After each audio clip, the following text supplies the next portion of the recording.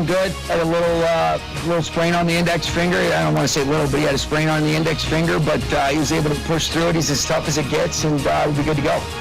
Rams are in the divisional round for the fifth time in 7 seasons with Sean McVay as head coach. NBA, Sacramento expected to get former All-Star forward Domantas Sabonis back after missing 27 games with a knee injury. ESPN NBA doubleheader tonight starting at 7 p.m. Eastern with the Cavs taking on the 76ers in Philly. ESPN Radio is presented by Progressive Insurance. Progressive Commercial Insurance can protect your small business with over 30 coverage options and easy-to-use mobile app, personalized discounts, and more. Get a quote in as little as 8 minutes at progressivecommercial.com. Discounts and coverage selections not available in all states or situations.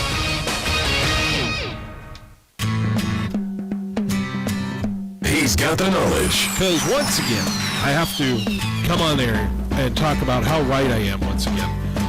In anything that it comes to sports. He's got the questions. I'm going to lose it. Are you kidding me? What are we doing here? He's got the guests. 20th head coach in Fresno State history here, man. Is it hard to believe sometimes still, the 20th head coach here in program history? It's all moved really quickly here over the course of the last 5-6 weeks. But super excited to be here. Phil Benotti is the voice for the Central Valley sports leader. Behind the Bench starts now. Brought to you by Helena Agri. That's right. Behind the Bench here on 1430 ESPN Fresno, the Valley's local sports leader here on this Friday afternoon. Feeling the weekend coming up. Can't wait to have it with us here for you got a couple hours before your work week ends for most of you. We're taking you all the way up to 6 o'clock today. Good to be here. Good to be alongside you all. Should be a fun show. We got a lot to cover for what is coming up this weekend here on 1430 ESPN. Should be a very, very fun show for you today. Big thanks to Tony D for tossing it to us in the previous hour. Tony D Show, Sportsline Bulldog Hour. Tony D from 2 to 3 p.m. on the weekdays. You can listen to him live and on demand on the 1430 ESPNFresno.com website and on our ESPN Fresno app. His show, my show, Paul Metter's show, the Central Valley Sports Report, live from 10 a.m. to noon on Saturdays from First String Sports. You also can listen to all the programming that we have here with that app and with the website as well. Of course, if you want to get involved in the show, the Lee's Air Hotline is how you get a hold of us. Lee's Air Hotline, 559-320-1430, the way to reach our show. 559-320-1430, the way to get a hold of us. Sponsored by Lee's Air Plumbing, Heating, and Roofing. Lee's Air weather check sitting at 60 degrees today. Sunny conditions, although that fog really was a bear this morning. For those who were driving around this morning, including yours truly, man, that was some thick fog out there, and I'm sure it's going to be like that for a little bit here. So everyone be careful. I've seen some stories about accidents elsewhere outside of Fresno, all those kind of different Central Valley locations. Be really careful on the roads. We don't want to have any tragedies with that by not paying attention on the roads. So little PSA for you there. Like you said, 3 hours today. And over on 790 today, the only other program we got, Sharks and Red Wings happening over on 790. I'm sure we'll monitor the game as it goes along throughout the show. But I do have some updates as we go along. Sharks getting a nice win last night over the Washington Capitals, continuing to roll, continuing to make it happen. Macklin celebrating with just another wizard-like assist last night through between the legs from behind the net, finding his teammate there for a goal. So we continue to be astounded by him. We'll get into all of that, talking about the sports weekend coming up, talking about NFL. I have a segment for each game. We're going to really dive into it, each matchup, really touch into it, final thoughts, burning questions, all of the things that are sitting on our minds for these 4 matchups coming up, including Niners, Seahawks, Bills, Broncos, Patriots, Texans, Rams, Bears. Should be a phenomenal show. We'll pick the games in the third hour. We'll do a Benotti Blitz in that fashion. We'll have Paul Metters stop by and talk some high school, as he likes to stop by on Fridays. So he comes and picks up the equipment for his show. So we'll have him in for a little bit there, roughly around the end of the first hour or early second hour there with Paul Metters. And we'll also have a Flashback Friday interview in the third hour. Our Student Athlete of the Week interview, Savannah Chase, Chris Maxey. They were on at 3 o'clock yesterday. Really good interview from the Central East Bengals, who toppled Clovis West girls basketball the other day. They back it up by beating Buchanan, a team they lost to earlier this year, and they look to back it up again with another game at Clovis North tonight. So I figured this would be a good time to play the interview right before their game tonight. Thought it was a really good conversation. So we'll play that in the third hour and get you up to what are you watching this weekend, football and other sports beyond maybe some basketball out there. Fresno State plays this weekend as well. Big game against Wyoming. So much to get to. Transfer portal closing today, too. There's a lot to get to in that. And I couldn't ask for a couple of guys who are going to be joining me for this journey of a Friday show who are producing today as well. Tanvir's back for another edition. Daniel is here as well. You heard him yesterday. Guys, happy Friday. Good Friday feeling for you all here. How are we doing on this Friday afternoon? Yeah, doing good. Nothing to complain about for me. Yeah. Big game tomorrow. For sure. Just saw Wemby drop a great performance with a insane fadeaway turnaround three-pointer, so I'm feeling good. Yeah. I'm sure I'm reaping the rewards of that because I just sold a Wemby card. Oh. Yeah, no. So I had a Wemby, just a minor little parallel card too. Minor. $32, right? Hey. For a Wemby card, I'll take good it. bank. Yeah, for a non-rookie, we'll take it.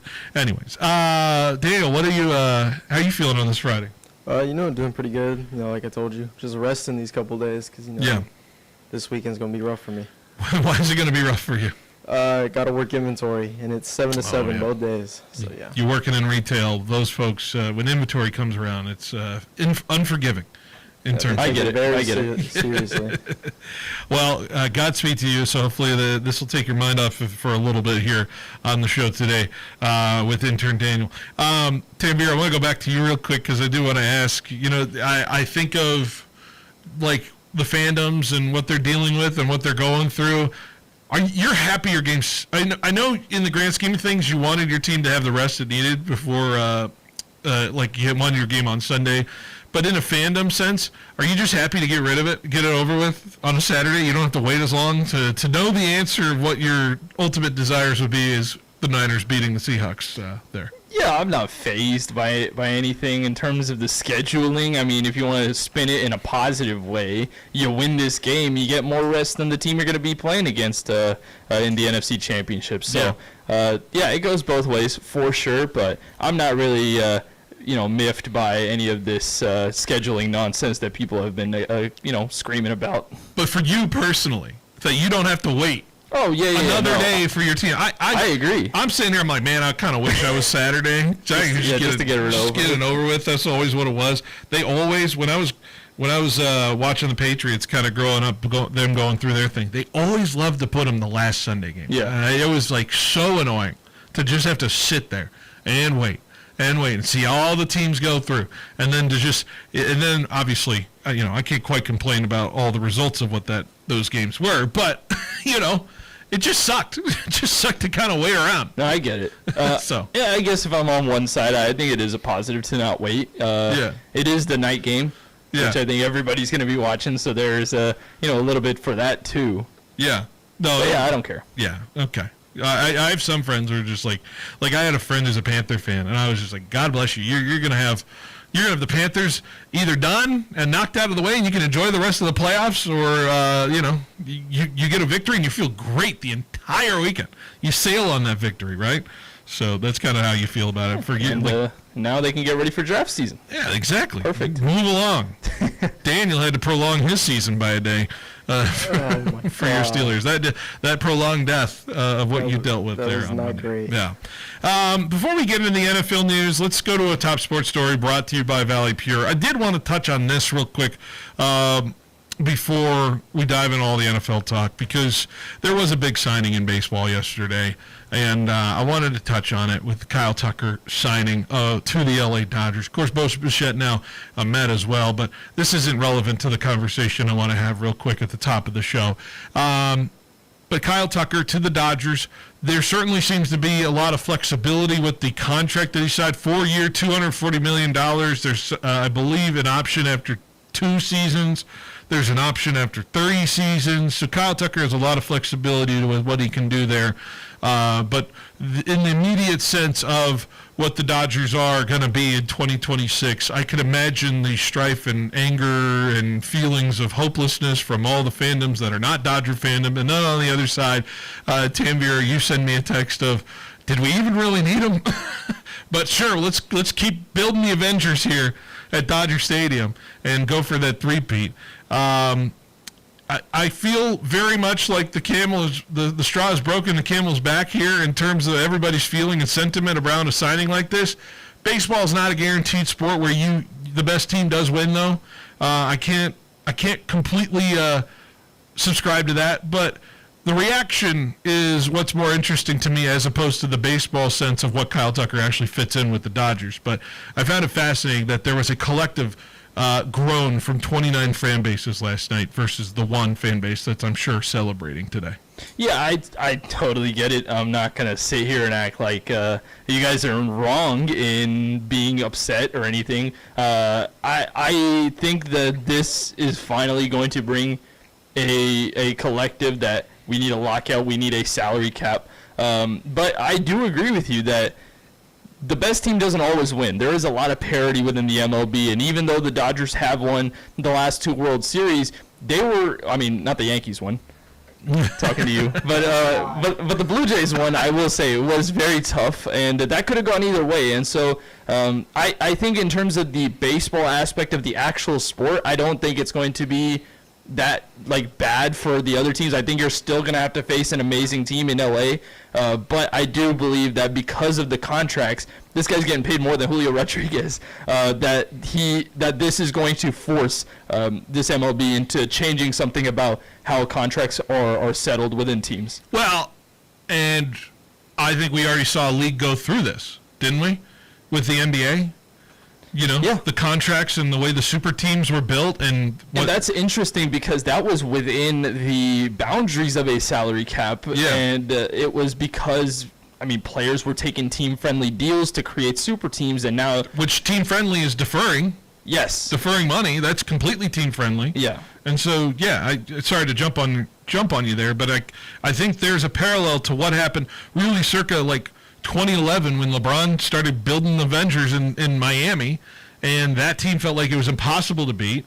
And I think we're in that stage of what the Dodgers are is what the Miami Heat was in that 2011 to 20. I think it's worse 14? In terms of the overall image of the team. But I think we're living through when the Heat won that first title, and the Dodgers beat the Yankees in 5. And then the Heat were pushed to the brink by that Spurs team, and they still won in 7. I think we're in the equal situation where we could see that kind of arc, it not being quite as the most dominant run out there possibly for that kind of Heat franchise, because let's be honest, the Heat then fell off after that situation. Teams ebb and flow, and teams get smart in how the Dodgers should play baseball, and I think there's certainly ways you can attack that Dodger team. It's not like it's impossible to beat them. They struggled throughout the year in certain situations. They struggled in the playoffs in certain situations. Just happened to be a team that hit in the right moments, and they were dead about 4 or 5 games into that World Series, So dead to rights before hitter number 9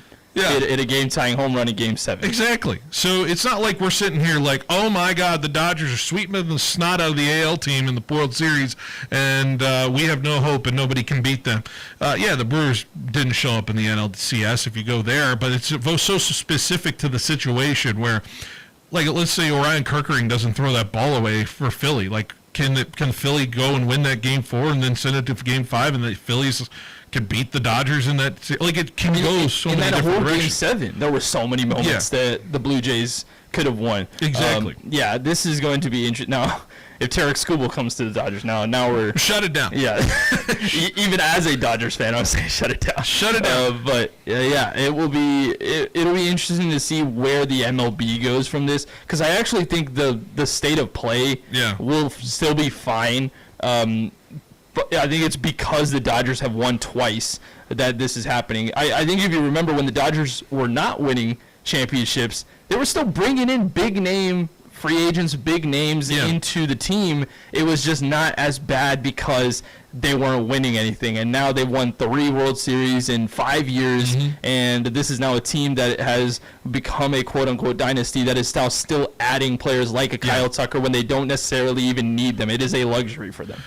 Like I said, back to the NBA. How did the NBA fix this? How does the NBA create parity? You know, they do have a salary cap system, but, like, let's be honest, hard cap versus whatever the cap is, isn't necessarily, like, it's an ambiguous thing. And then there's tax to it, the luxury tax stuff, the apron stuff that they've created in the certain situations. Like, I don't think we're, like, full-fledged careening to a salary cap in Major League Baseball, but I think there's got to be rules and parameters about what kind of money feels like the fake money versus, like, the real money, counting towards your whatever you're paying for it in certain situations. Like, I think deferrals is certainly an operating system that the Dodgers have found a way to create such immense debt, but they don't care about it because they're not fluid like selling the team. The Dodger ownership group has said, we are taking on debt because we want to win, because we're winning now, and we're not in a position that we ever feel like we need to sell the Dodgers because the Dodgers print money.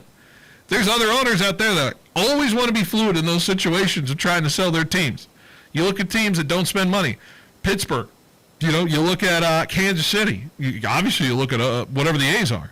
In those situations, why do the owners not spend money? Well, because they're business people that want to have the fluidity and the ability to always move off of their asset if they ever need to. And that's why the debt can't be incurred there. The deferrals, all of that stuff, that's debt added to whatever your selling price is. Can I bring something up, though? Yeah. Bo Bichette went to the New York Mets. Yeah. And I feel like for a team that has a Juan Soto and now has Bo Bichette, who is certainly a great player, they still have Lindor, if I'm not... They do. Yeah. Yep. So that is still a stacked roster. There is not a negative connotation to that team because they have simply not been good enough to win. They haven't won. No, and so they haven't won since '86. I will say this: if the Mets were to go back to back, I feel like you would have the same type of conversation about this team. I think it is certainly because the Dodgers have won that this is being brought up. And is it wrong or is it right? Now, I don't know about that because I do understand where other teams are coming from. But there is a certain topic to be talked about when you have owners that are not simply willing to pay. Like, Detroit should be shelling out money to try and retain their best pitcher of the last couple of seasons. So there is so many different ways that we could talk about this specific situation. It's cyclical, too, because, like, I feel like so many people were so against what the Yankees were doing and how much money they were spending back in the 90s when they were winning 4 out of 5 titles in that situation, right? Because, like, the Yankees felt like the impossible big team that nobody could touch because George Steinbrenner was willing to pay that much money to his players. And what was the conversation around then? I'm very curious to see if it's very cyclical to this situation. Maybe people felt back then that baseball was broken because the Yankees could just pay more money than anybody else. You knew who was going to win in that situation. But then again, Tanvir, you sent a text to me last night that said, hey, USA, this is basically what soccer's like. Yeah. The big boys win because they spend money.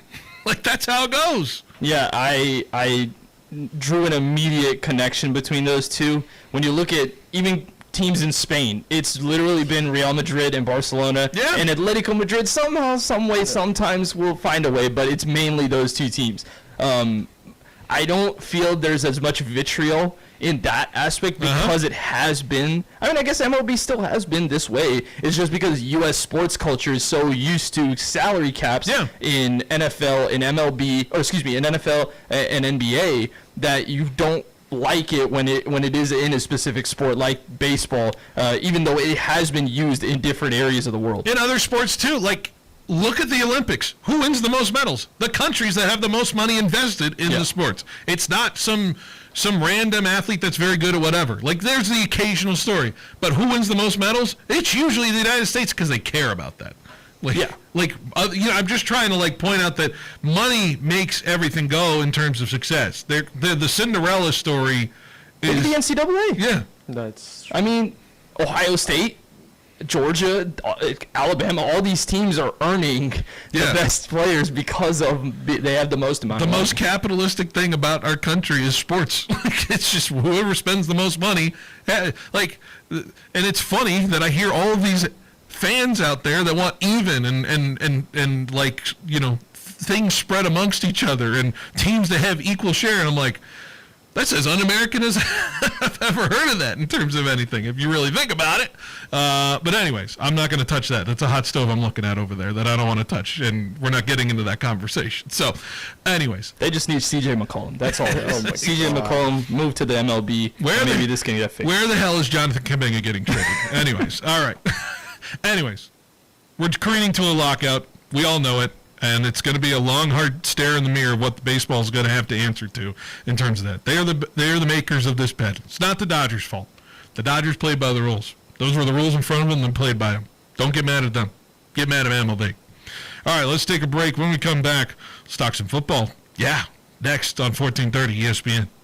The Central Valley Sports Leader has you covered for the local angle with the Central Valley Sports Report hosted by Paul Meadors. Paul is back for year 5 and is ready to give you the insight and knowledge of everything you need to know when it comes to high school sports. From the coaches and player interviews to the game recaps week by week, as well as talking with all the insiders that have the pulse when it comes to prep sports in the Central Valley. Central Valley Sports Report, airing 10 a.m. to noon, live from First String Sports every Saturday on 1430 ESPN Fresno. It's cold outside. And a good thing, Donald P. Dick has 5-year free financing on a new Lennox system. That's 0% financing and up to 30% energy savings. This isn't a system that costs. It pays. Get 54 years of experience, 12 People's Choice Awards, and Lennox, the best-selling system in the Valley. Affordable, high-quality Lennox. And 5 years of free financing from Donald P. Dick. Call 255-1644. Hey Bulldog fans, Lynn's Restaurant Group, a proud partner of Fresno State Athletics, has launched a brand new app. With over 8 locations like J-Pot, Ramen Hayashi, and Hino Oishi, the app brings all your favorites together in one place. Order ahead, skip the wait, and earn rewards every time you dine. Whether it's game night or family night, the app has you covered. New members even score $5 in LRG credit just for signing up. Download the Lynn's Restaurant Group app today and start earning with every visit. Go Dogs! I'm here at the Roger Dunn Open. Former Fresno State football coach Pat Hill is at the first tee. Hey, it's a fairway hit. Yeah, but that's the wrong fairway, Coach. I need to buy a golf game. Coach, I really think you need a Roger Dunn makeover. When you buy a game at Roger Dunn, you can play anybody, anytime, anywhere. This is the old coach, Pat Hill. I bought this 7-iron at Roger Dunn Golf. Number 8 at Tehama, 162 yards out. Eagle, baby! When your vehicle needs attention, trust the experts at West Coast Exhaust and Off-Road. Besides off-road, custom builds, and repairs, their complete auto repair shop offers their great quality service to your day-to-day vehicle, too. Oil changes, alignments, brakes, AC services, tires, tune-ups, engine repair, and more. West Coast Exhaust and Off-Road has you covered at the lowest prices guaranteed. Visit West Coast Exhaust and Off-Road today on Shaw Avenue, just west of Brawley in Fresno, or online at westcoastexhaustoffroad.com. Get your business noticed and stand out from the crowd by visiting Megaprints. Working with the Valley's most prestigious and high-profile businesses since 1998, we print and install custom-designed signs for businesses of all types and sizes. From yard signs to banners to wallpaper and fleet graphics, Megaprints has the state-of-the-art capability to turn the signage you've dreamed of into a reality. Visit megaprints.com today to see our work and what we can do for your business. Building a new warehouse? Adding on to your existing warehouse for more space? The boys from Fresno Rack and Shelving can help, because that's what they do. Fresno Rack's design department can help optimize your warehouse storage capabilities and increase your productivity with a large local stock of pallet racking, industrial parts shelving, in-house permitting, and installation departments. Fresno Rack and Shelving is the choice for you. Call or visit FresnoRack.com today. ESPN Fresno is proud to bring back the Student Athlete of the Week. Each week, we'll honor a local high school standout for their performance on the field, in the gym, or on the court. It's our way of celebrating the hard work, dedication, and talent of Valley athletes who give it their all. And it all leads to Student Athlete of the Year. Do you have an athlete you believe is worthy of this award? Enter them in at 1430ESPNFresno.com today. The Student Athlete of the Week, shining a spotlight on the stars of tomorrow.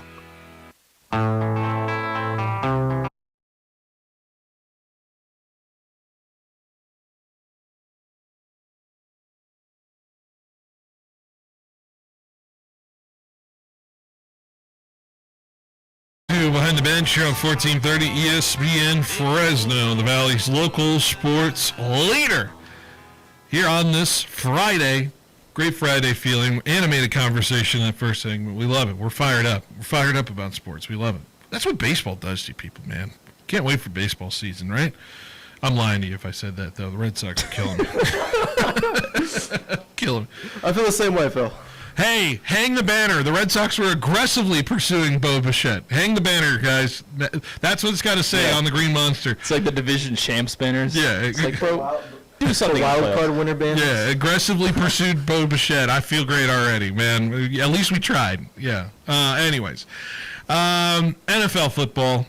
Guys, it's the king of story of the weekend, let's be honest with you. And so I want to do something on the show today. We're going to really just look at the game individually, game by game. Of course, I want to start with the Niners. We're a Niners station here, so we got to talk about them first. And I said this yesterday on the show. I'm the content I'm reading, the stuff that I'm hearing, the injuries situations, the stats I kind of been looking at, which I don't know why the betting public continues to move to Seattle's way. I am feeling better and strangely better about the Niners' chances on Saturday of playing this game. And there's one particular reason why. And when you get a phantom injury, some sort of injury in practice, especially if you're a quarterback, there can be concerns about the productivity that you can have in a game like this. And what story I'm talking about is, of course, Sam Darnold being listed as questionable with an oblique injury from some sort of something that happened in practice. He's been limited, and he says he's going to play, and he may very well, and I think I would count on that, actually, if I'm a Niner fan, in terms of that. But here's why there's blood in the water. It's blood in the water for the Sharks defense. Sharks defense. Yeah, they're Sharks. They can be Sharks. The Niners can be on defense. Sorry, I have the hat in my head, and so I'm looking at the Sharks here anyway. Yep. The Niners can be Sharks with blood in the water. With Sam Darnold being a little more maybe inaccurate with an oblique that's going to bother him during a football game, afraid to be hit. Kind of situation. Here's what I'm thinking about with Robert Saleh and what he can game plan to, because I know he's a great coordinator, but I really have seen some great stuff put together from Robert Saleh the last couple weeks in terms of this defense with what he's had. And I would imagine there can be a game plan now to test Darnold quite a bit. Sell out on the run situations, really, really bottle up. What Seattle would try to do is try to minimize Sam Darnold's impact in this game. Make Sam Darnold make some throws, because I don't know if he can. I don't know if he can in this game tomorrow, and I want to find out. If I'm Robert Saleh, I'm going to want to find that out. I am going to sell out on the run. I'm going to make sure there are gaps filled. I'm going to make sure there are guys flying at the football and where they are going to be in the carrying, whatever ball carrier is going to be taking it on the outside or on the inside. I think there's going to be a certain more commitment to that. And I'm going to make Sam Darnold beat me tomorrow, including if he's compromised and maybe slightly inaccurate, and maybe there's a ball that sails, or maybe there's a ball that tips, and maybe there's a ball that finds the arm of a 49er defender. That's how I feel about tomorrow's game. And that's going to be the biggest burning question to me is, how accurate can Sam Darnold be tomorrow with this oblique injury? That's the number one thing I'm looking at. Yeah, and it's a little bit of a difference than Jalen Hurts. It's funny because I think the 49ers pass rush is absolutely terrible, but that kind of worked out for them because that forced Jalen Hurts to stay in the pocket, which I actually think is actually a detriment to Jalen Hurts. But on this time, you have to pressure Sam Darnold. Sam Darnold is not a guy that you want to keep in the pocket. He can pick you apart, and I think that the way that the 49ers can possibly win this game is through pressure on defense, because their secondary has actually been playing really good over the back end of this season. So finding a way to have some creative blitzes. Robert Saleh has gotten a lot more out of this defense over the last couple of weeks, and I will be interested in that aspect on how he's going to try and get Sam Darnold to be able to throw the ball away quicker. We have seen it when you pressure Sam Darnold. It is not a pleasant thing for him. In the Vikings game against the Rams last year, you saw that. And I think that with an injury looming, this team on defense is going to try and not necessarily hurt Sam Darnold, but they understand there's blood in the water, and they're going to try and get something out of there for the just get the quarterback out of this game. But do you think it's directly in we are going to commit to stopping the run, even to a point where we're going to be a little vulnerable to the pass? Like, to me, I think the Niners play it that way. They have to play it that way. Also, their coverage corners in one-on-one defense against A.J. Brown was pretty solid. And every time I know that there's this whole beef between JSN and Diomedre Lenoir, but if you actually look at the stats for Diomedre Lenoir, whenever he was playing against JSN one-on-one, yes, there was one penalty, but he did not allow many catches at all. JSN's most of his catches were on the other corners, like an Upton Stout or Ronaldo Green. So if Diomedre Lenoir is able to stick one-on-one with Jackson Smith and Jigba, I think you can allow to kind of convert more numbers towards the run. Sam Darnold this season against the 49ers, he's 1-1, obviously, with the record department. He's 13-2 amongst other games. 7.1 yards per attempt against the Niners. Against all other teams, 8.6 yards per attempt. Air yards per attempt, 6.7 yards against the 49ers. The other teams, 8.1. He just does not fling the ball around against the 49ers. The Seahawks, I don't know if it's a matter of they don't allow him to do anything against this Niner defense, or it's them saying we believe we can run on this 49er defense in some form or fashion. I think there's got to be an overcommitment to it. Darnold has yet to throw a touchdown or a pick against this Niners defense this year in 2 games. And his total QBR is at 43 when it comes to the 49ers defense. So there is something to what the Niners have presented that the Seahawks have not found something yet offensively against this defense this season. And so what is it to lead me to believe that they can do it in this third go-around? Well, maybe it's just another look and what their offensive coordinator could figure out there. More chances, more reps against this defense certainly could be a factor to it. I don't know health-wise what guys could be returning back for this Niners defense. I know obviously with Fred Warner not being in this game, that officially being announced yesterday, that it will be back with the same kind of ragtag group of guys in terms of playing defense on it. But I have such a strange confidence to understanding that I think there's clearly something about the idea of the Niners being a team that really has nothing to lose in this game too. There is something about Seattle having the pressure of the 1 seed with Darnold at quarterback, with a quarterback that's compromised, with a quarterback that has expectations that he's supposed to get it to his guys in a game like this against a defense that, quote, is subpar in the talent department. The Niners are going to feel like they can do a lot more things risk-wise in this game. They could risk a lot more calls on both sides of the football that would make this game tilt in a certain direction for me that favors the 49ers. The Seahawks feel like they have tight underwear in this game coming up tomorrow. Like I get that vibe. It's Mike Macdonald's first game as a coach in the playoffs. Traditionally, that does not go well for first-time head coaches in the playoffs. He doesn't know what that feels like as a head coach and when the screws get tight at late half situations. I'm so curious to see how Seattle responds. And maybe they show up in their gangbusters and that defense rolls and rocks and rolls and frustrates Brock Purdy all day. But there's something to Kyle Shanahan not losing this round of this game too that sits in my mind as well. And so that's why I think I don't know why I am so weirdly confident about the Niners. I've laid out all of the situations and scenarios. I trust the offense to at least have something get going on the run game. Trent Williams, hello, welcome back. You weren't there 2 weeks ago against the Seahawks team. So with all that being said, and if Ricky Pearsall just gives you, half the snaps he could possibly give you in this game if he's back and healthy, then man, I would bet hard on the 49ers on Saturday night. Yeah, that's interesting. They are probably I think they have the highest.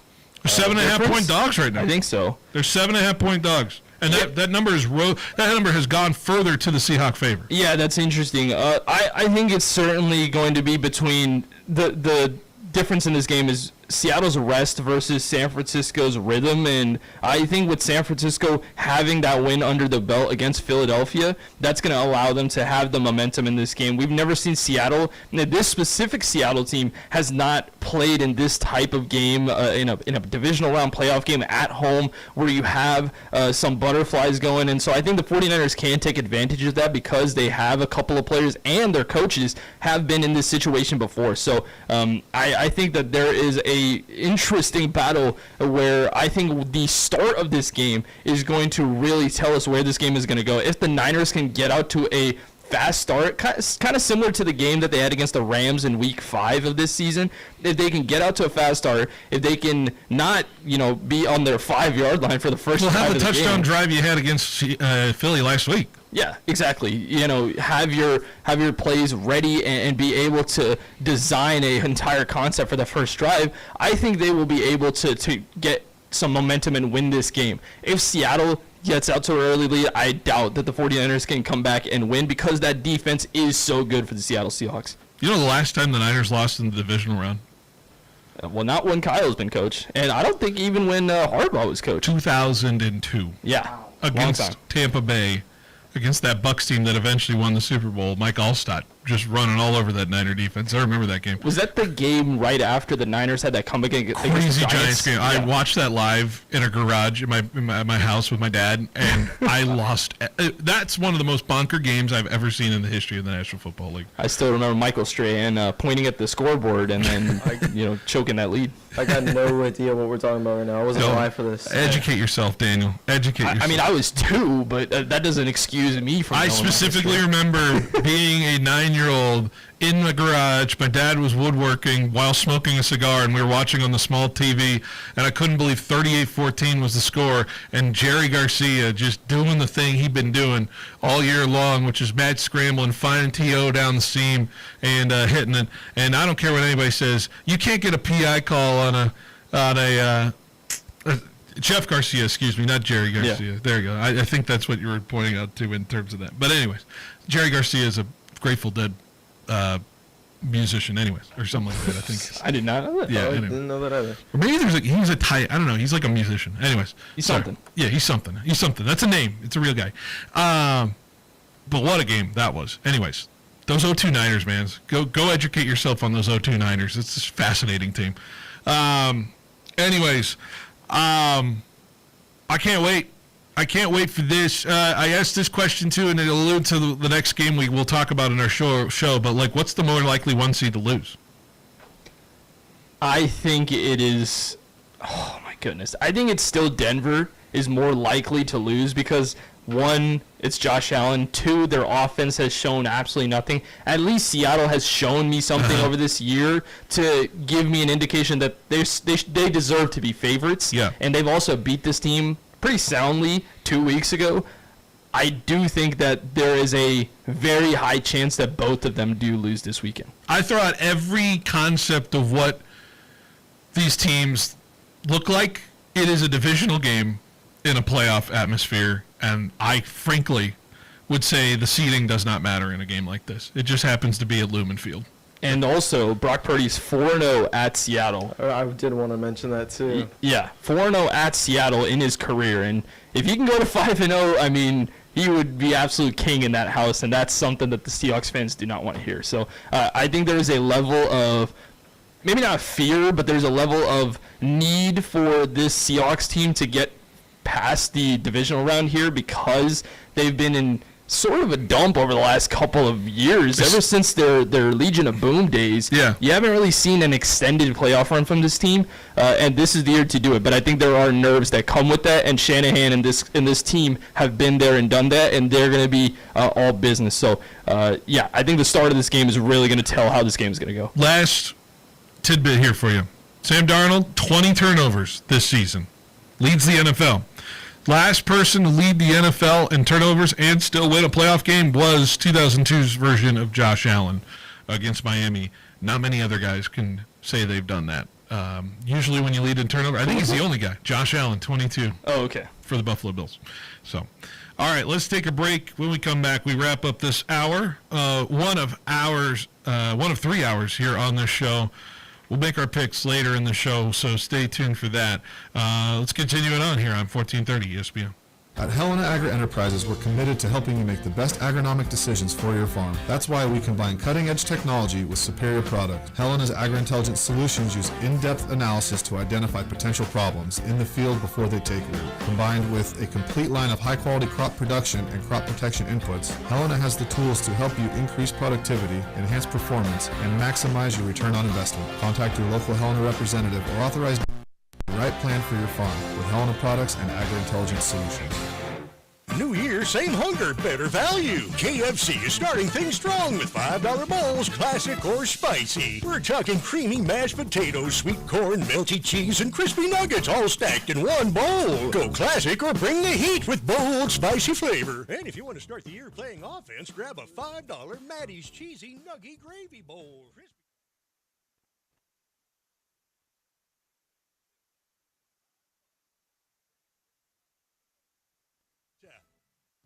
Quick, where can you find a great selection of Tempur-Pedic, Stearns & Foster, Serta, and Mattress First bedding? Easy. The same place you'll find adjustable beds, sheets, pillows, mattress protectors, and more. Sleep Retreat, inside fashion furniture. It's the same place you'll find 150 recliners, custom upholstery, leather sectionals, dining furniture, and even office furniture, not including thousands of decorating ideas that you're really gonna love. Fashion Furniture on El Paso, across from River Park. There's nothing like it in all of California.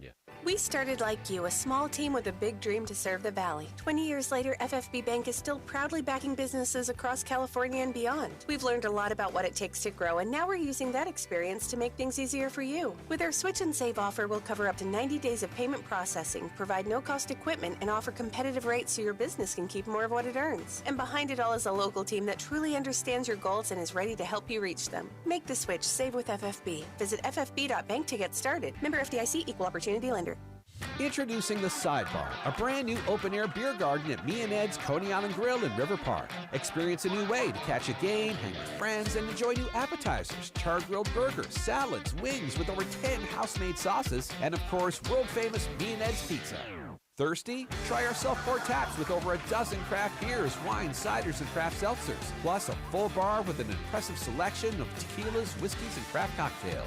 The Sidebar at Me and Ed's Coney Island Grill, now open in River Park. For over 60 years, we at DeBudo and Defendus Insurance, a multi-generational and family-owned company, have proudly provided high-quality risk management and insurance solutions to local businesses.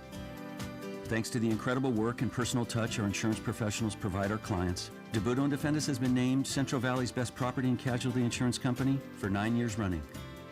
Visit DIBU.com and get the business insurance you need today. License number 0E02096. Pizza, wings, beer, and football. If that sounds good to you, then maybe you should be at Me and Ed's Victory Grill, the legendary pizza that you know and love, served in a family fun dining area. Plus, enjoy the neighborhood-style bar with TVs and friendly service. There's nothing like watching your team head towards victory. So come for the football, stay for the pizza at Me and Ed's Victory Grill in Granite Park. Visit meandedsvictorygrill.com. Pizza, wings, beer, and football. Me and Ed's Victory Grill. Here's a tip from All American Glass, Fresno's go-to since 1990. Hey, it's Isaac with All American Glass. When it's time to replace your windshield, here are 3 things to keep in mind. First, try to choose a shop that's a registered member of the Auto Glass Safety Council. Second, make sure the technicians working on your vehicle are knowledgeable and certified. And third, if your vehicle is equipped with advanced driving assistance systems, make sure a successful recalibration of the forward-facing camera is performed after the installation. These are some of the reasons you can count on All American Glass. And remember, we treat your car like family. Get a free quote today at aagfresno.com.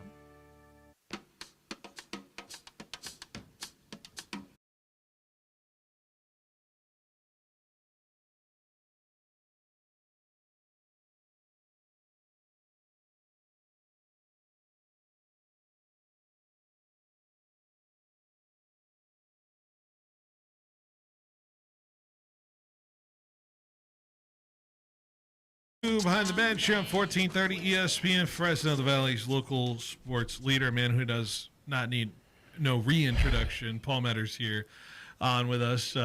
Paul, good to have you stop over. We're going to take a little detour to the high school hoops side of things real quick. How are you doing on this Friday? I'm doing good. I feel a little guilty. I kind of messed up your flow, man. Listening to you guys on the way here. You guys are killing it with the NFL stuff, so I got to come and not ruin it, but give you a little detour. Of course. Talking about high school sports, my specialty. Yeah, no, we're going to hit it heavy in the second hour here with All right. the NFL. So it's nice to get a break real quick. Plus, we're deep into the Niners talk, so it's fine to move on to some other things here. Hey, Paul, it's been an interesting basketball season. I wanted to get you on just real quick to just kind of talk about that, of course. And you mentioned something to me a couple weeks ago about just kind of we're learning a lot about some players here this season. As opposed to the players we knew about last year, we're kind of learning about players this year. Is that kind of the way you define this season in high school hoops? Well, if you look at the top teams from last year, there was a lot of star players last year, right? Yeah. A lot of star power.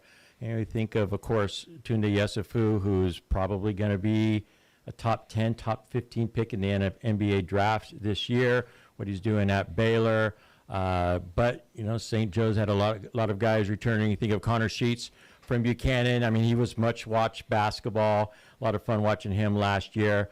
I feel like this year's kind of more team basketball. You got some really good players around the Central section, right? I'm going to be watching Jace Kellogg tonight, Clovis West and Buchanan. It's going to be a really fun basketball game at Clovis West. There's a lot of those type of players. Javance Coleman, who's coming on the show Saturday, going to get to know Javance a little bit more, scored 29 points for Bullard in their win against Sanger. You kind of have those guys and then support players around them. I don't see a lot of 1, 2, 3 duos like we have in the past, if that makes sense. Think of like Connor Amundsen and Lucas Jones and those types of players for Clovis North when they beat St. Joseph.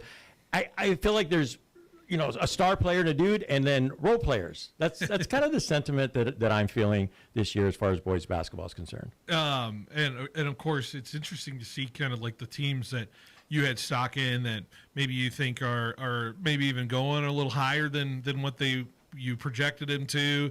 What are some stock up teams? Like if you say stock up on what the risers, are there any teams that you can kind of think of that was like, okay, they're a step above where I thought they were going to be this year in terms of that? Yeah, I think Clovis High jumps out to me. Yeah. They had a really tough game to open up track at Buchanan. The game was tied. Buchanan got a layup with 2 seconds left. Coach Lee Mayberry, a lot of people are familiar with his name, played at Fresno State in the early 90s. He took over that head coaching job, and that team has some dudes. And there's not a lot of seniors. I think there's only really one that gets a majority of playing time for them. The rest are juniors and sophomores and even a couple freshmen for them. So, Clovis High jumps out to me. They're not the quote-unquote easy wins, right, for lack of a better term, that you see on some schedules for some teams. They're a tough team. So that team stands out. Bakersfield Christian's always a sleeper team. You can't look at their record. They played a really tough schedule. If they get the 4 seed in the Central Section playoffs and they got to play at St. Joe's, that's a scary game for St. Joe's because they have the players that can match up. So, those types of teams that are dangerous. And you got the San Joaquin Memorials, who I absolutely love this year. Buchanan plays such tough defense. Tom Ulrich is a phenomenal coach. So, yeah, those types of teams. I mean, I think, Phil, and a lot of people would agree with me if they're kind of studying the base divisions and what that might look like. We're only going to have 10 teams in Division I for boys basketball this year. Right, so not even a full bracket. Yeah, you got to be in that 25% and all that mumbo jumbo stuff that's going on. But that applies with football, right? Correct. Yeah, but 10 teams in basketball is what I see. So, those top 4 or 5 teams I think are the cream of the crop in that. What do you think of some of the teams we've watched so far this year? I'll mention a couple of games we've had the last couple. The Hoovers of the world in terms of the way they, have you kind of thought about the way they play? Of course, we saw Fresno Christian a couple of weeks ago. So those are those teams that are kind of working around those lower divisions. What stands out from those teams we watched and what you're kind of paying attention there? Well, we broadcasted the Hoover at Justin Garza game on Tuesday, and just a nightmare fourth quarter for Justin Garza. Yeah. And on the flip side, right, a great fourth quarter for the Hoover Patriots. Came away with, I believe, a 21-point win in that game. Justin Garza's got a good team, 12-7, I believe. Hoover, They've won 9 out of their last 10. They're going to be around that D3 range. They might get bumped up to D2, but I doubt it. Clovis actually is most likely going to be a D2 team, thinking about them. Yeah. You know, those two teams are going to be dangerous. You mentioned Fresno Christian, defending D4 champs. Got John Pemberthy on the show tomorrow as well. Yeah, it'll be good. They're strong. They play Edison of Fresno at 3 o'clock tomorrow. Yeah. And I was talking to somebody yesterday. I'm like, 10 years ago, who would have ever thought that Fresno Christian would be playing Edison of Fresno in a boys basketball game? It was almost unheard of. And, I mean, you would have been like, well, Fresno Christian wouldn't have scheduled Edison. You're like, Edison, there's no way they would have scheduled Fresno Christian. But here we are. The landscape of basketball has changed, obviously, the ebbs and the flows. Yeah. But, yeah, those are some definite teams that I think could make some waves. And, think about Central Valley Christian. They might get bumped up to D2. Yeah. They don't want to, right? They stay in D3. They're going to have a good shot as well. I want to go to the girls' side. Tulare Union, really quick. I don't mention Tulare. Go ahead. Yeah. They've only got the one loss on the year. They're in Division 4, which is strange. They haven't been to the Central Section Championship game in a while, but they got a good team. They got some good guys. Yeah. Can I go to the girls' side real quick? Because what's developing in the track is stuff you have. What? When's the last time you've seen stuff like this, right, Paul? It feels like forever. With kind of a 3-horse race potentially in the track. I had Clovis in there because I know they've been battle and tested with everything like that. But with what Central did a week ago with Clovis West, and Clovis West, of course, they'll get another shot at it, but. Is Clovis West just vulnerable, or is the ceiling getting higher with the other teams? That's a good question. Clovis West vulnerable. Remember they went undefeated all last year until that NorCal semifinal game in the state playoffs. That was their only loss. Was that game to Archbishop Mitty? I think Clovis and Central have improved. Yeah.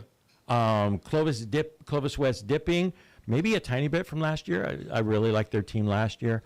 But I think that it's a testament to how Coach Cooper Steele at Clovis High has really improved that program, and that's a dedicated program.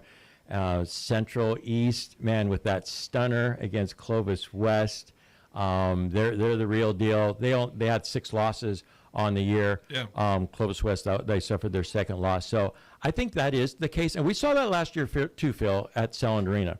Yeah. Clovis had every opportunity to break the streak and to beat Clovis West girls. Mm-hmm. Right? We were kind of on the edge of our seats like, is this the 3-pointer that's going to put them over? Right. No, they missed another one. Right. They had plenty of opportunities. So one more game does Clovis West have with Central. Obviously, that game is going to be at Central.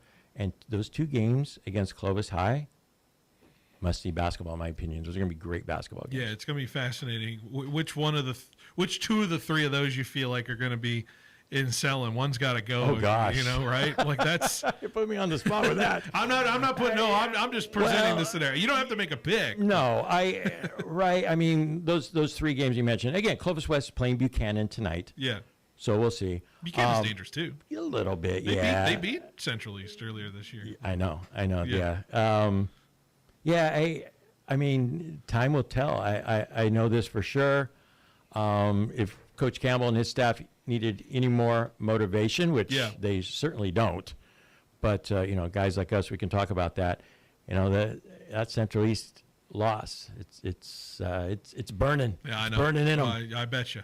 We saw what they did against Clovis East, right? Yeah. The next game. Hey, we got a minute left, so I want to go rapid fire with you real quick. I'm putting NFL picks this week. You got them real quick for you? Let's go with the first game. Bills-Broncos, Josh Allen out in Denver. I'm never betting against Josh Allen. Never, ever. I don't care what the spread says. I don't care what the record says. I don't care home field advantage, any of that stuff. Go Bills, go. Niners, Seahawks. What do you got? Well, that Niners, defense with Kendricks I presented a pretty good case up. with the Niners there, yeah.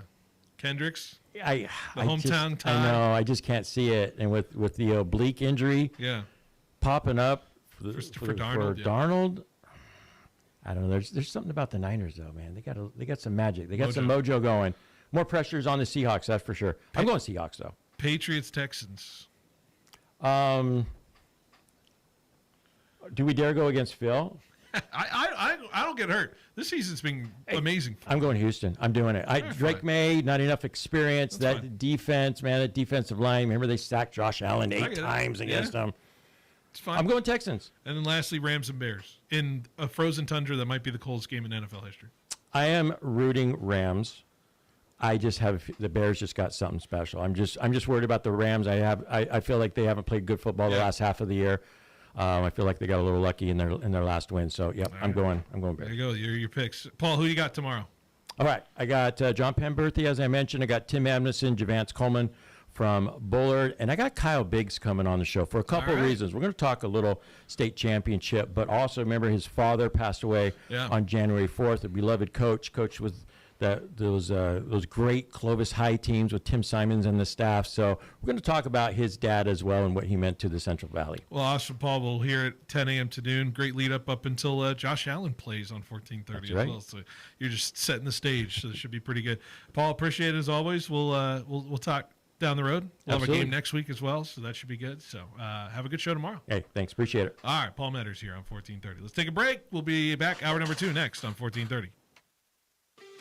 At Clausen Honda in Fresno, you're not just getting a car, you're stepping into a full service experience. From the latest new Honda models to certified pre-owned vehicles, a cafe to grab your morning coffee, and a team dedicated to making you feel respected and well served. Whether you're trading in, buying, or scheduling service for your ride, Clausen Honda has you covered with transparent financing, a full service center. Drive in today and see how easy getting behind the wheel can be. Clausen Honda at 6346 North Blackstone Avenue in Fresno.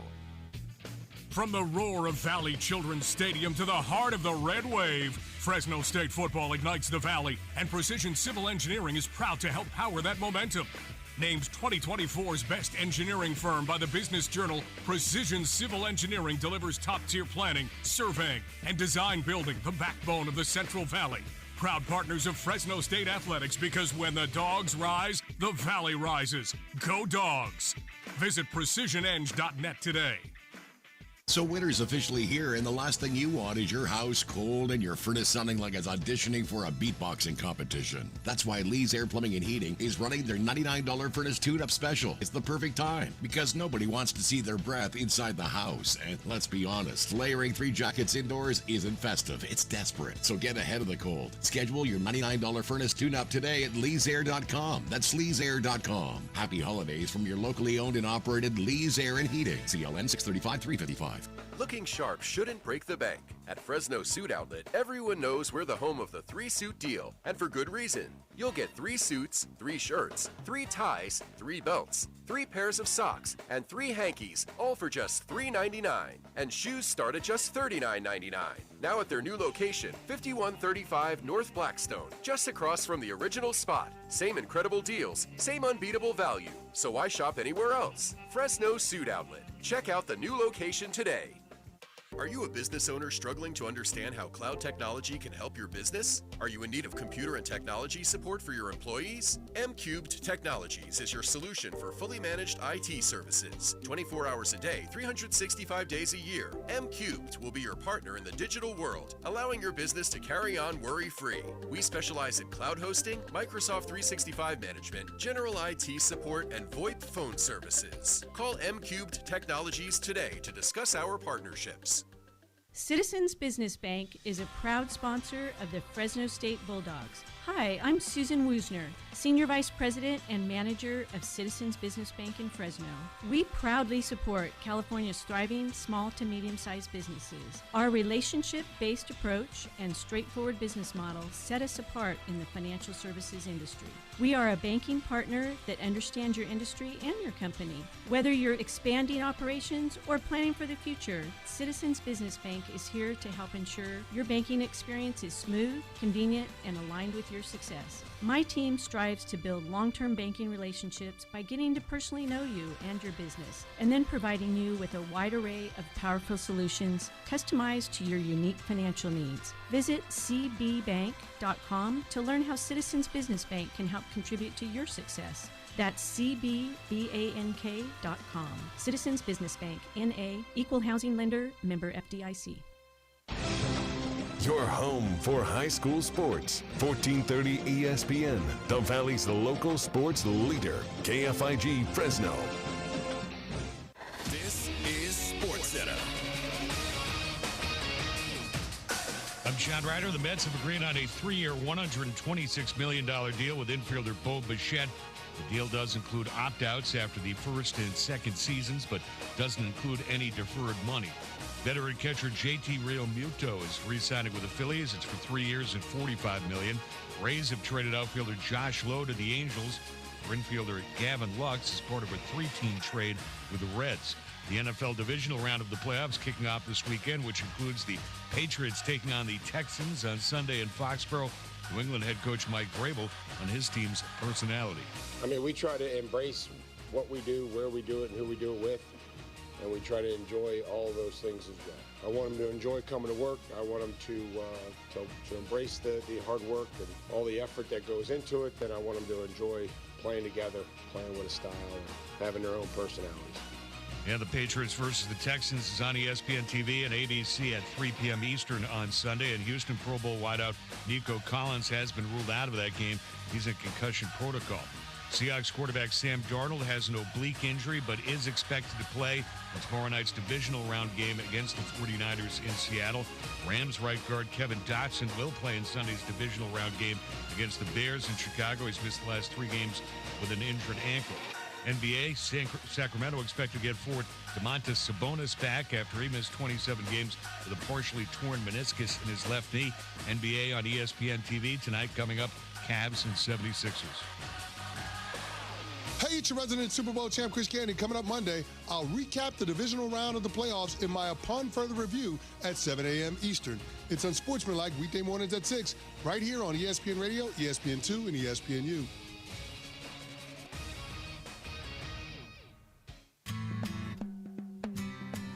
He's got the knowledge. Because once again, I have to come on there and talk about how right I am once again. In anything that it comes to sports. He's got the questions. I'm going to lose it. Are you kidding me?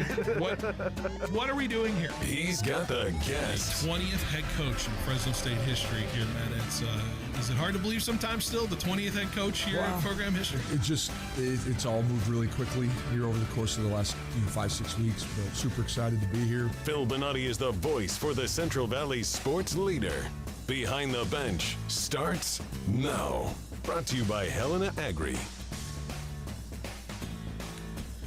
That's right. Behind the Bench here on 1430 ESPN Fresno, the Valley's local sports leader here on this Friday, not Tuesday, Friday. Hey, big announcement here. I'm going to just do it right here live on the show.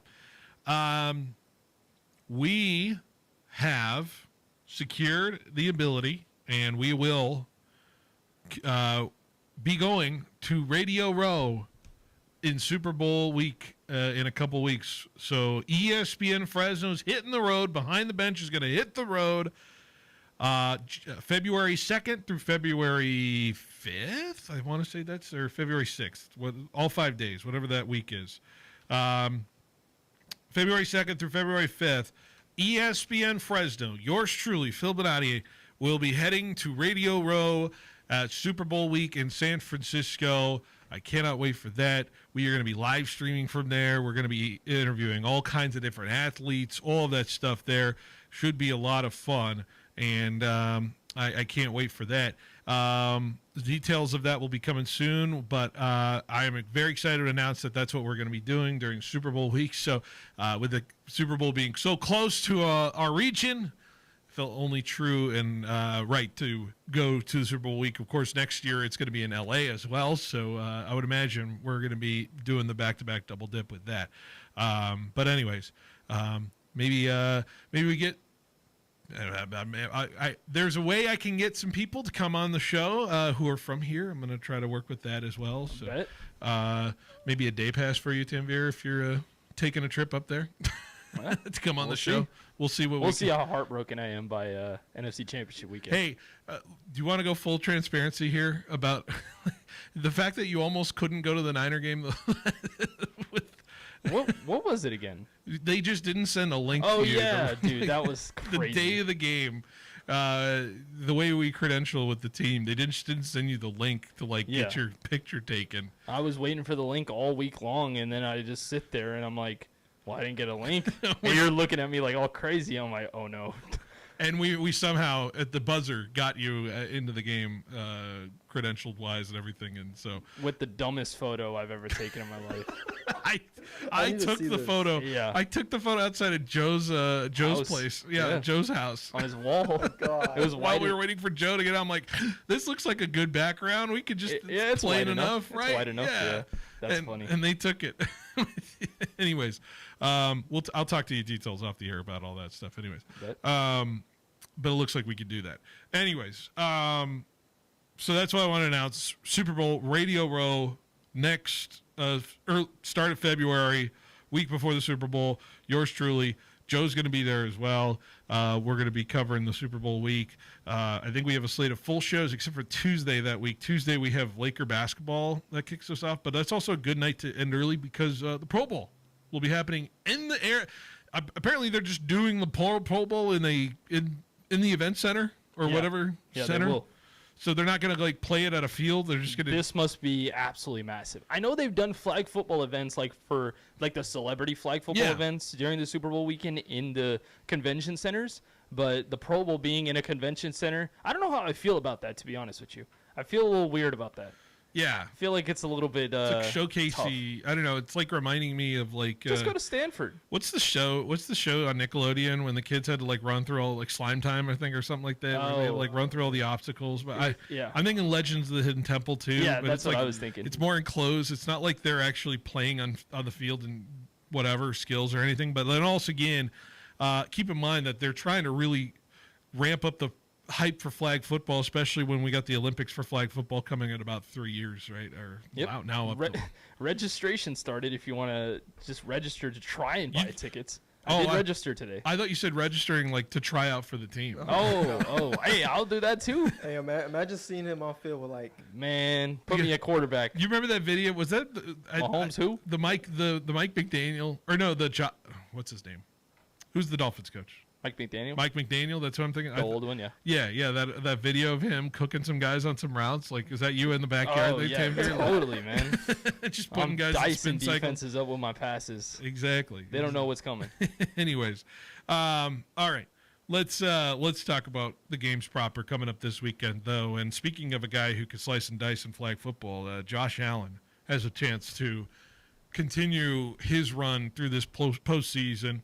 When I would say the difficulty level for Josh Allen to get to a Super Bowl this year out of any other Super Bowl run is a 10 out of 10 this year in terms of his path as compared to maybe some other paths for him. But here we are. It's the path that's difficult for them, going to Denver as an underdog. Denver a 1.5-point favorite in this game, and the Buffalo Bills come in with a chance to upset them, a chance to get back-to-back road wins in the playoffs for only the second time in franchise history.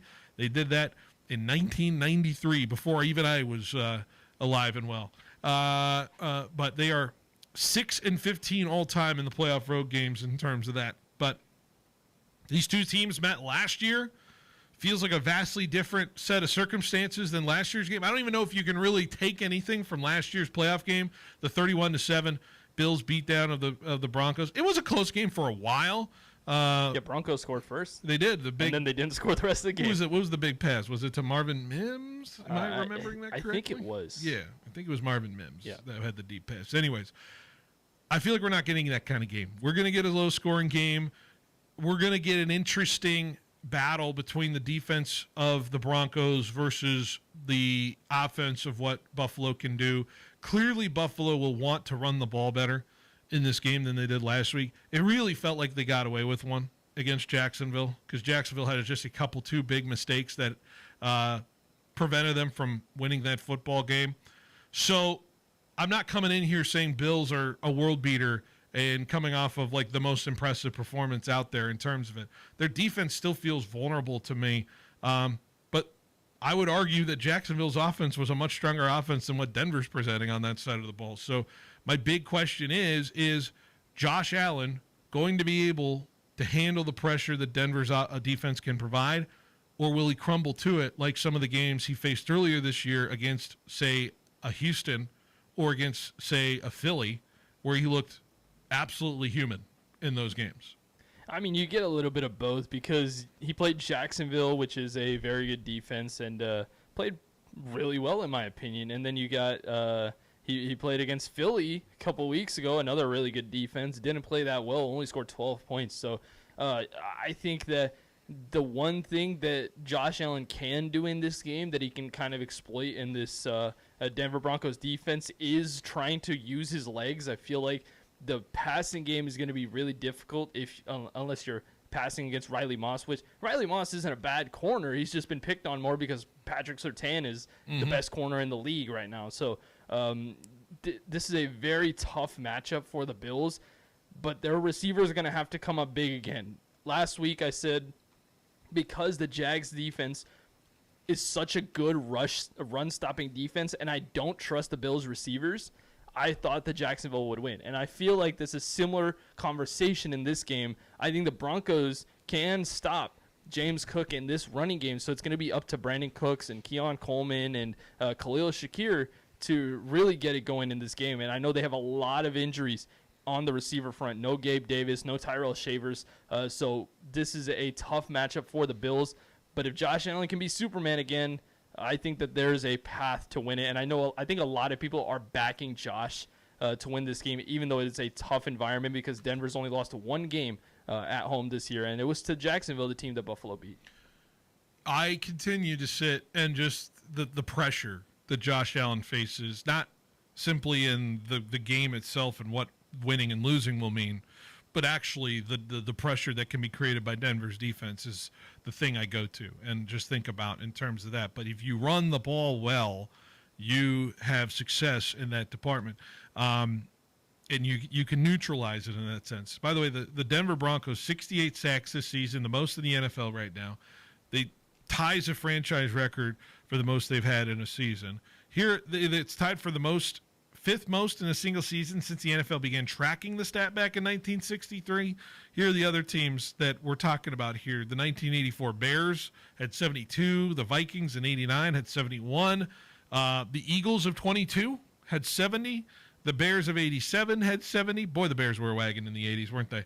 And now those 2025 Broncos sit there right there at 68 sacks this season, which is fascinating to me that they can achieve a number like that when we're thinking about how passing is done in the NFL, which is quick pass game, precise routes.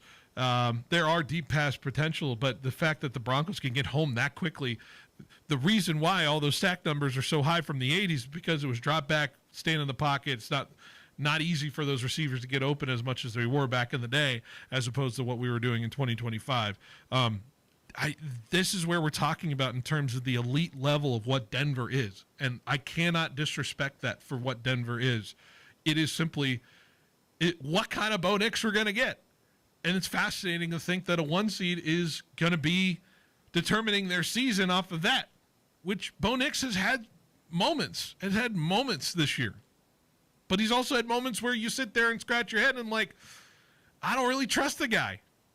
And that to me is the factor also that I'm looking at most in this game of what kind of Bo Nix are we going to get? We know what we could get with Josh Allen, but what kind of player is Bo Nix going to be in this game, and will he be a detriment to this team or not? Broncos, 3 and outs, 25% of this drives this year, 4th highest in the NFL this season. That's not effective. And that could spell a lot of trouble for you. This could go away really, really fast for the Denver Broncos in this game. But I think we'll get a feel of it really in the first or second quarter of what kind of game we're going to get, as opposed to what we're going to be determining in the fourth quarter in terms of that. It's simply going to be about who sets the tone early, who has that early lead, and how much they can pin their ears back as a team. Yeah, I think that the Buffalo Bills defense is not the Buffalo Bills defense of the past as well. Even though Jacksonville did have a couple of turnovers on them, I still think that Denver, regardless of their issues, I think Sean Payton and that Broncos offense can find ways. It's not that they lack talent. Cortland Sutton's a great receiver. Marvin Mims, Troy Franklin, that was the guy that actually caught the touchdown pass in the last game.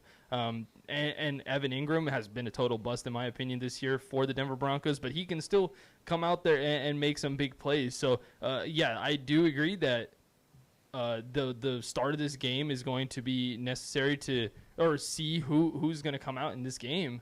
But I do think that Bo Nix, with how this team has played in the back stretch of this season, I think that there is a little bit more confidence versus the middle of the year when he had those games against the Raiders, even the Chiefs game on Christmas. I still believe that this offense can get it done against the Bills defense that is severely hampered. So I think if the Bills are going to win this game, it's going to be a shootout. It's going to have to be a shootout and scoring a lot more points. I just don't see the Bills defense in the state that they're in right now stopping even a Bo Nix-led offense. And I think Bo Nix will play well enough to really give them a shot in this game. Trying to think of what other stats I'm reading here that we could parse out in terms of this game, but the one storyline I want to pinpoint on to is the amount of people putting this on Josh Allen as like some sort of indictment on his career if he doesn't get it done in this game, if he doesn't get it done at all in this postseason. Like it's some sort of indictment on what his legacy can be or what his career can be. And I think that's so far from what the truth of what the situation is with Buffalo. If Buffalo loses this game, it's because Buffalo failed him and what the roster they constructed around him as an offense, and also really on the defensive side and the scheme of what their coaching was putting together. I think it's an indictment on that as opposed to what Josh Allen's career is going to be defined by with this playoff run. But unfortunately, the people like to point to it as here's Josh's chance to run through Bo Nix, Drake May, and C.J. Stroud to go win a Super Bowl. And I quite simply don't think there's enough pieces there for Buffalo to have me feel comfortable that they can make that kind of run. And unfortunately, I'll sit here and beat the drum and say it ain't going to be Josh's fault. But I think a lot of people will kind of look at it that way, unfortunately, if the Buffalo Bills do fall to this Denver Broncos team on Saturday. I'm not going to say it's an indictment, but I do think that I've stated this before the playoffs started. Josh Allen's legacy depends on how well he does in this playoff run, just simply off the fact that he doesn't have his three main competitors in the playoffs anymore. And sure, Josh Allen has actually been amazing. Over the last 5 playoff runs, he's had 4 over average passer ratings above 100. And so this guy is playing so well. Yeah. But there comes to a point now where you have your best chance now. And I'm not going to say in lieu of him having a great game that he will still be blamed, but there is an opportunity that if Josh Allen does not perform well against a very good defense that has fast pass rushes in like Edgerrin Cooper and Nick Bonito, that his legacy can take a hit. So I disagree in the fact that I think that Josh Allen's legacy will still take a hit if he loses. I don't think he'll have a bad game, which I do agree with you. I think if they do lose, it's not going to be because of him. But I still think there is some credence to the fact that the 3 guys that you've been competing against in the AFC for the last couple of years are not there. And this is finally the year that you have a chance. You got to go out there and take advantage of it, even if the team that you're facing is a very good team and they can take advantage on the other side of the ball. I just don't know if I can get there with that kind of I just don't think things can be true if you say Josh Allen can be a superhuman, and when he does win, like people were claiming he was the superhuman he was against Jacksonville and what he was able to do, and it was amazing. But then it could also be equally true when you have Josh Allen lose a game like this potentially, and he didn't do enough because I mean, the pieces around we're talking about is Khalil Shakir, Brandon Cooks, and Keon Coleman, a guy who was benched for 3 or 4 games simply because he was being a knucklehead. You know what I mean? Like, we're asking Mecole Hardman to play a 4th wide receiver on this position. Yeah, Dalton Kincaid, Dawson Knox, pretty awesome tight ends in terms of that. But the favors aren't there for this Buffalo Bills team to complement what Josh Allen is doing. And so to me, I'm trying to just defend Josh and the idea that when everybody thinks when he wins, there's so much like pomp and circumstance to him being a superhuman and him being the most amazing quarterback out there. But when he loses, it's like, man, he just can't get over the hump. And I just don't think both can be true in my instance. That's just where I go. I think that in terms of this specific scenario, That is the sad reality of what is going to be the talking points around this playoff run with Josh Allen. If he wins, I think that you're going to see him put in that stratosphere of Patrick Mahomes over these last couple of years. If he doesn't, now I'm not even expecting him to win the Super Bowl, because the team that he's going to have to face on the other side is going to be an amazing team regardless, even if it's Seattle, San Francisco, Chicago, or LA. I think he has to make the Super Bowl for me to put him in that stratosphere. I am a Josh Allen truther, but I think that there is no case that you can put him in the same stratosphere as a Patrick Mahomes right now, besides just pure skill. But give him the accolades. He's got to win it this week. And I think if he does, and he does beat a Houston or a New England, you're going to put him in a different atmosphere. I just don't think that you will, even if they lose in the AFC Championship or this game. We said what we said, and we'll see where it all draws out. We're going to have to make a pick on this game in the next hour or so, but there's a lot of fascinating fork in the road conversation here with this game. I would say this game, out of all the games of the weekend, feels the most consequential to legacy for anybody. If you go to all the other games, you could flip it either way, but I feel like this one has the most talking about the legacy of what happens. I agree. Because you got Sean Payton on the other side that hasn't won in a long time. Exactly. And so I think that the Sean Payton versus Josh Allen aspect definitely has a lot of legacy. The weight of the storyline lies in this game more than any other game this weekend. So I'm fascinated. All right, let's take a break. We're going to move on to the next one next on 1430 ESPN. Bulldog fans, Marcus McMarron here. On the field, success comes from having the right team. And when it comes to servicing your car or truck, my team is Ed Dina's Auto Center. Huge selection, unbeatable prices, and the service you can count on every time. Don't wait till the fourth quarter. Drive into victory with a vehicle from Ed Dina's. Trust me, this is a game-winning drive. Ed Dina's Auto Center, where Bulldogs buy. Ed Dina's, the dealer in Dinuba that does. Yes, he does. Why pay more when you can get the best prices in the South Valley at Valley Pure Woodlake Outlet? If you're looking to save big without sacrificing quality, this is your go-to destination. Shop smarter with unbeatable deals on today's most popular brands, all at outlet pricing. Check out the online menu at valleypure.net. Then stop in and stock up. Valley Pure Woodlake Outlet. Enjoy extended business hours at Valley Pure Tulare, now open daily from 8 a.m. to 10 p.m. But we have a truck leaving with a big order on Tuesday. Tina's floor manager retired, leaving her tortilla factory flat out. What do you mean she's on a silent retreat? She must fill the role and all those orders. I'm gonna oversee production. Indeed can help her hire great people fast. I need Indeed. Indeed you do. Schedule virtual interviews and talk to candidates right from your employer dashboard. Visit Indeed.com/credit and get $75 towards your first sponsored job. Terms and conditions apply. Bulldog basketball is back and heating up the Save Mart Center. Don't miss any of the exciting action as both the men's and women's basketball teams take on the Mountain West this season. Make sure to bring the whole family to root for your hometown Bulldogs as they compete for that Mountain West championship Fresno would love to bring home. Tickets start as low as $5 for select games. Grab them at GoBulldogs.com today, and we'll see you at the biggest party in the Valley. Go Dogs! Welcome to A+ Signs. Thanks. Yeah, I need some custom exterior signs for my business. Great. What's the name of your business? C+ Signs. Wait, you own a sign company? Yep, C+ Signs.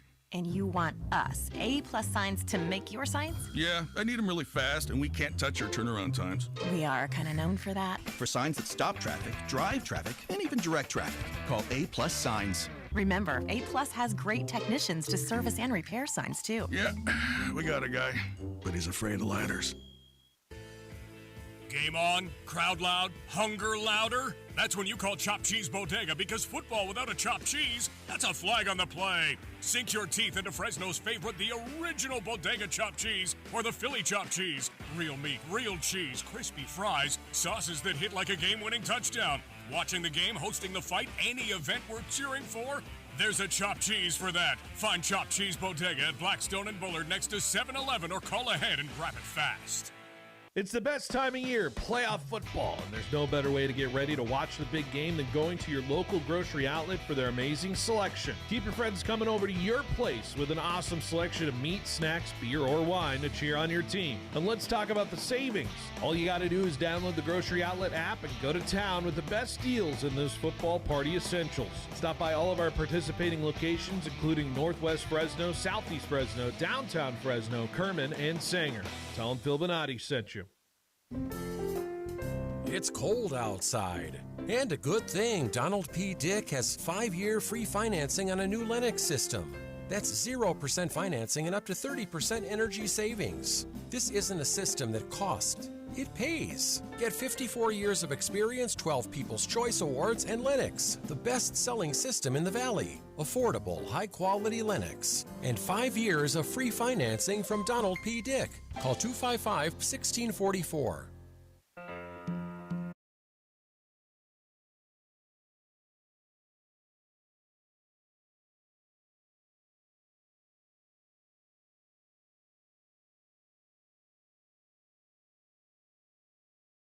Behind the Bench here on 1430 ESPN Fresno, the Valley's local sports leader.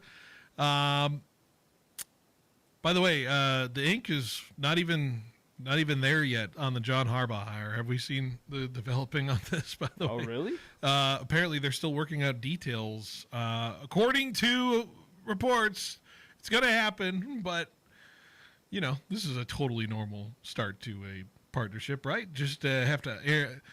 The agreement was in a couple days ago, and we're still hiring. I don't know. Now we want to get paid more. We're my radar's on just a little bit on. Can I bring something up real quick? Yeah. So Kevin Stefanski is the favorite to get hired for the Falcons head coaching job.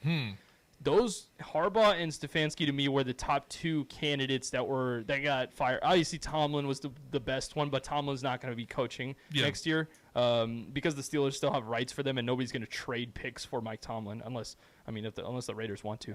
But I will be.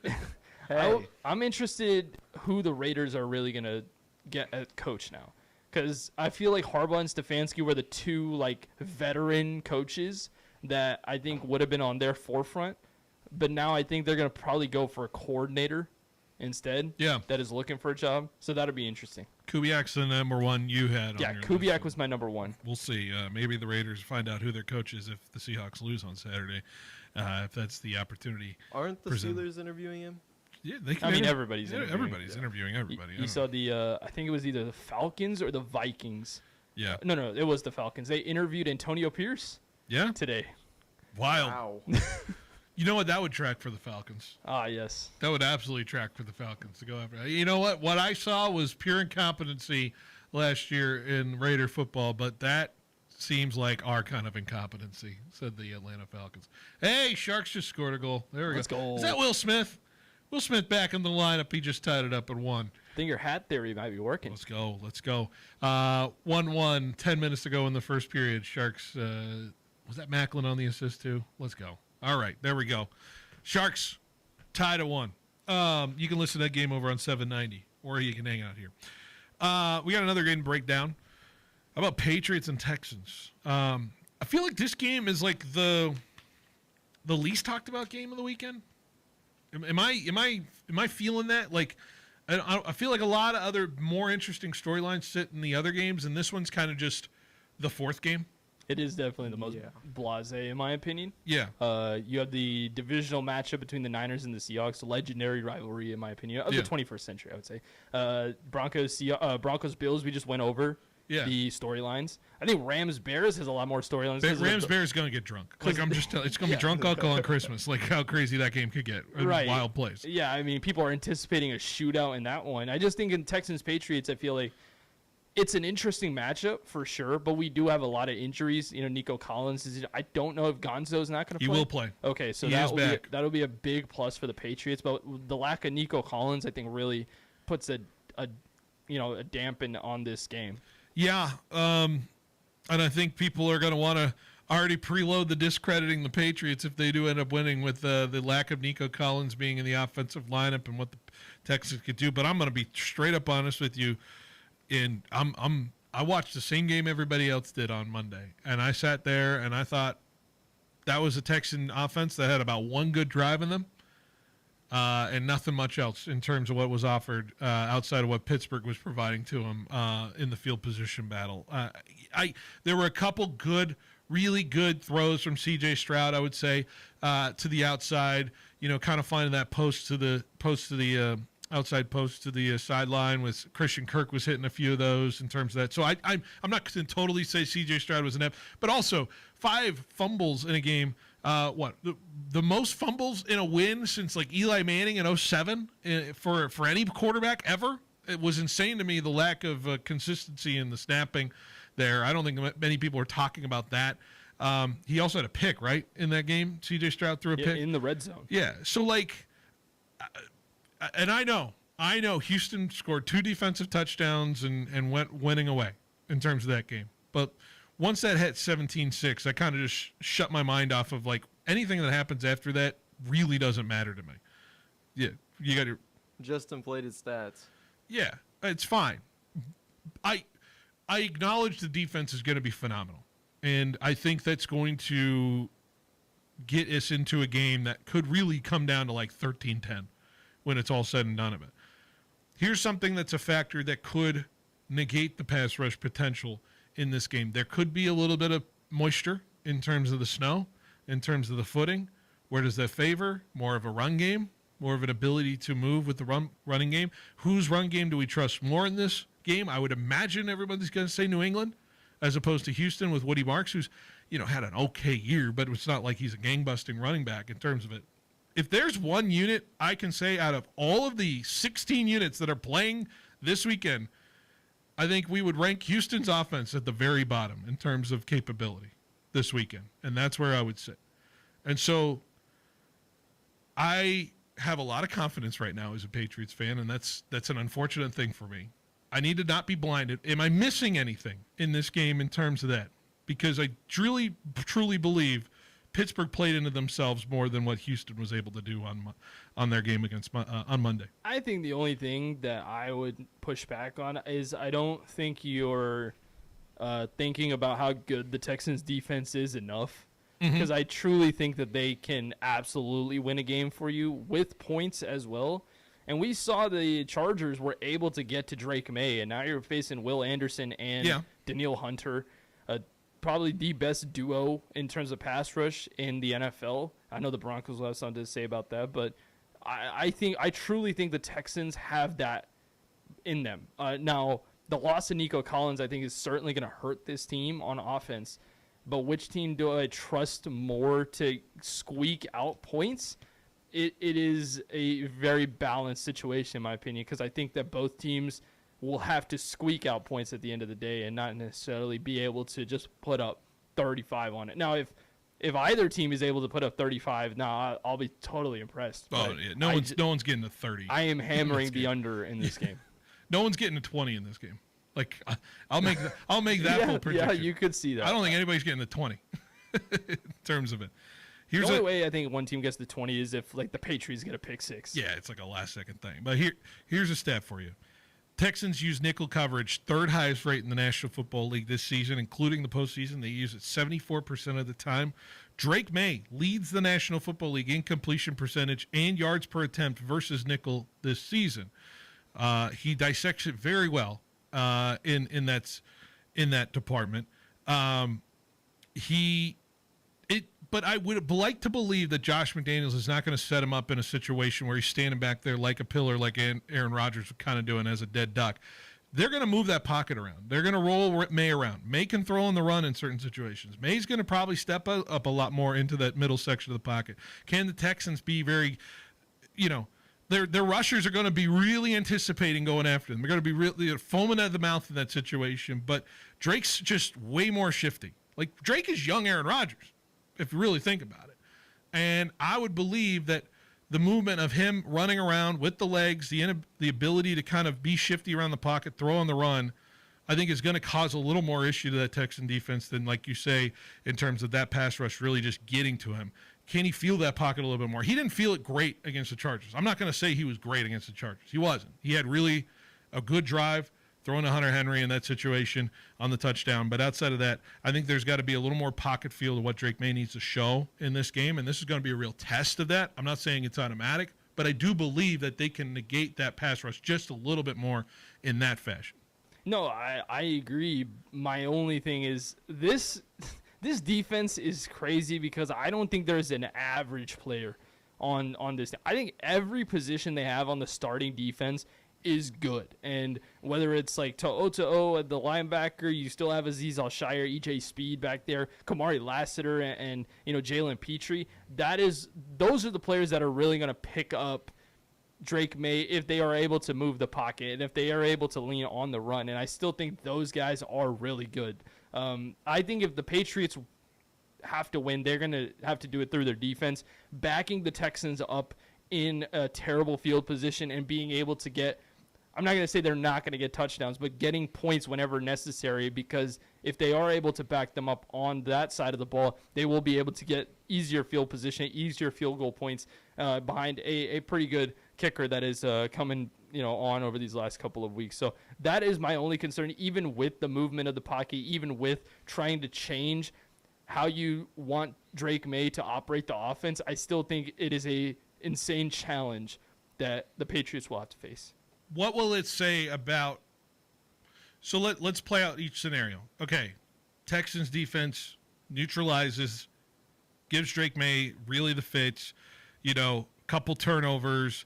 Texans end up winning like 16-10 in kind of a situation like that. Does that tell you more about just how young the Patriots were in this season, or is it just telling you more of how – because the Patriots had a really effective offense this year. Does it tell you more about like how effective how young the Patriots were this season and they just weren't tested that much, or does it tell you more what Houston is as a juggernaut defense that could kill one of the other teams on the other side of that bracket? A little bit of both, but I feel like I would say more along the lines of the first thing you said, because I think this Texans defense has been really good for the last couple of years.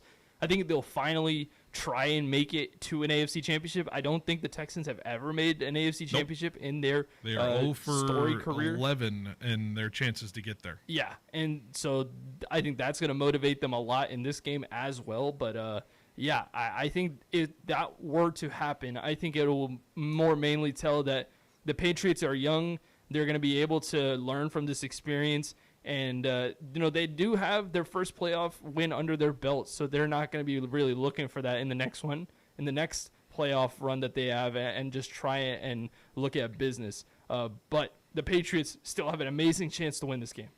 And on the flip side, Patriots win 19 to like 6, like they do against LA, and they just do enough to beat they beat the Chargers, and that D-line, who I don't know if we're really talking about from the Patriots' perspective and what pressure they can provide and what kind of turnover ability they can provide on that side, especially with Christian Gonzalez, who seems to have a clean bill of health. Like, what are we talking about there if the Patriots do end up winning a game like that and Drake May is able to just handle enough of that defense?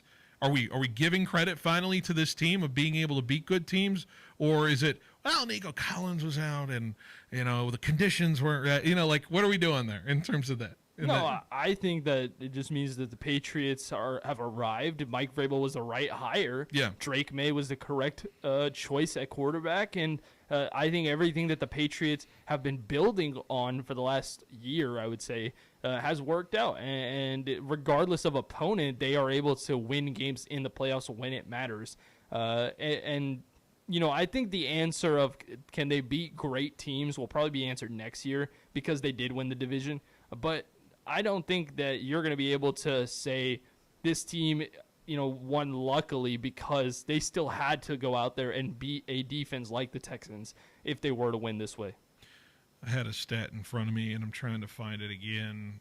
One tick in the Texans' side that might just the C.J. Stroudness of it all. C.J. Stroud, 6 touchdowns, 6 interceptions this season on passes at least 15 yards downfield, including the playoffs, compared to the 14 touchdowns and 3 interceptions on passes fewer than 15 yards downfield. He's also overthrown and underthrown his receivers on 45% of his passes of at least 15 yards downfield this season, worse than the NFL, but I don't know if that's quite the offense that Houston wants to be anyway in this game, especially if there's snow in the situation, if there's any sort of inclement weather, which could be a possibility. It's really a matter of like the worst downfield passing team versus the best downfield passing team, and what team is going to win out in that situation. Can the Texans control the football in this game? I don't know if they can do it in their run game. The Patriots were at one point really good in the run, defending it, but I don't know. It'll be close. It'll be close. I have faith that the Patriots can just be a little bit better than what the Steelers presented on Monday. Sorry to go back to your team, Daniel, but it just feels like it was a little bit of the product of how ineffective the Steelers, especially 3rd and 11s. There were so many like 3rd and 10, 3rd and 11s in that game. I don't imagine the Patriots are going to be in that situation on 3rd down quite as much as the Steelers were. But yeah, that was the story of the season for the Steelers. It was always we were always in a position like that. So the offense just wasn't ineffective. So I don't think the Patriots get themselves in that situation as much, which makes the game closer. Yeah, 2nd and long would be my issue. If there are multiple occasions of 2nd and long for this team, the team that tries to establish the run as much as they do, but behind their 2 running backs, I think that could be an issue that, could hurt the Patriots on offense, because I think they need to be in 2nd and short, 2nd and medium to kind of continue to set up their offense, continue to have the momentum in this game. If they continually get into 2nd and long situations and they're forced to pass in inclement weather against a insane secondary, I think it could be a tough time for the Patriots. Woo! Can't wait for Sunday. That's for darn sure. Looking forward to it. All right. It's been a minute since you have a playoff success, I would say. We haven't had the Patriots, being we.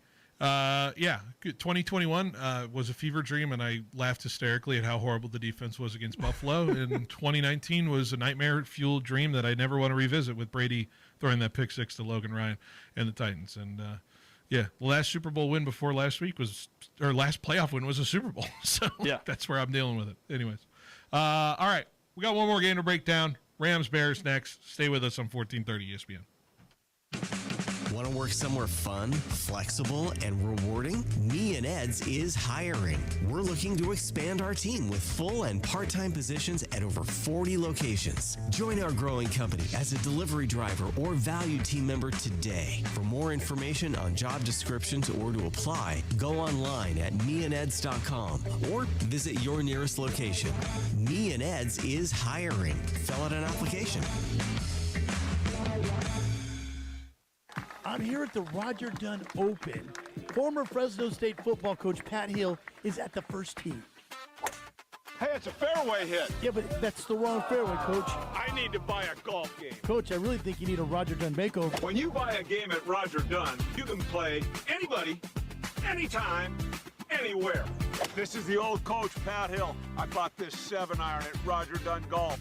Number 8 at Tehama, 162 yards out. Eagle, baby! Finding great people to hire is like trying to find a needle in a haystack. It's pretty difficult, right? Well, ZipRecruiter has mastered finding a needle in a haystack, so they take it to the next level. They make hiring so simple that it's like finding a needle in a needle stack. And that's why you should try ZipRecruiter for free at ZipRecruiter.com/free. Here's what it's like to use ZipRecruiter. They have so many qualified candidates that it's easier to find the right ones for your roles. In fact, 4 out of 5 employers who post on ZipRecruiter get a quality candidate within the first day. That's a lot of needles. So how do they do it? ZipRecruiter's powerful technology sends you candidates who are a great match for your job, and you can even invite your top choices to apply.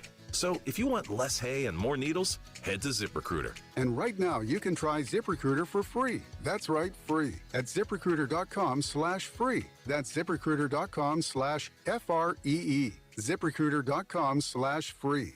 ZipRecruiter, the smartest way to hire. Get your day started with Rich Eisen. The Rich Eisen Show on the Infinity Sports Network. Only 2 players in the history of the National Football League with a game in which they have more than 50 rush yards, 50 receiving yards, and a touchdown. Their names are Christian McCaffrey with 22 such games And Marshall Faulk with 29. Do we talk about him as a Hall of Fame trajectory? I say absolutely. Heed my words, gents. Someone's on a career trajectory, on a path. Rich Eisen, brought to you by Citizens Business Bank.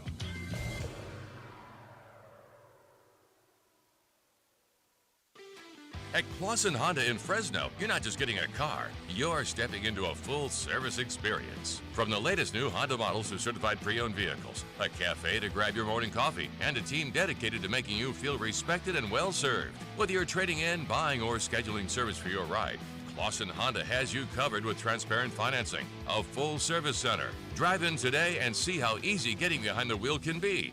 Clausen Honda at 6346 North Blackstone Avenue in Fresno. Citrus season is in full swing. When harvest pressure is on, Kubota delivers dependable power, easy operation, and the performance growers rely on in the Grove. There's still time to get the right tractor this season at Pioneer Equipment, your authorized Kubota dealer. With Fresno and Reedley locations, Pioneer Equipment, your authorized Kubota dealer, has the equipment, parts, and service you need when timing matters most. Make this citrus season count. Visit Pioneer Equipment, your authorized Kubota dealer today at pioneerequipmentca.com.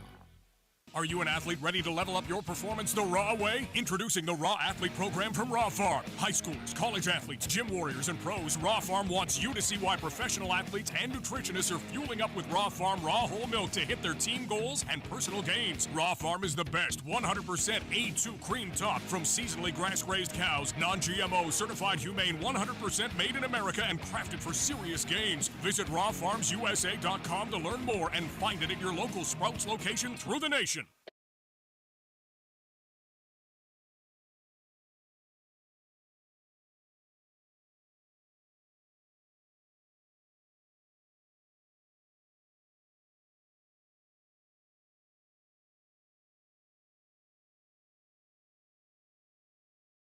.1430 ESPN Fresno, the Valley's local sports leader. I hope you've been having fun with these game-by-game previews.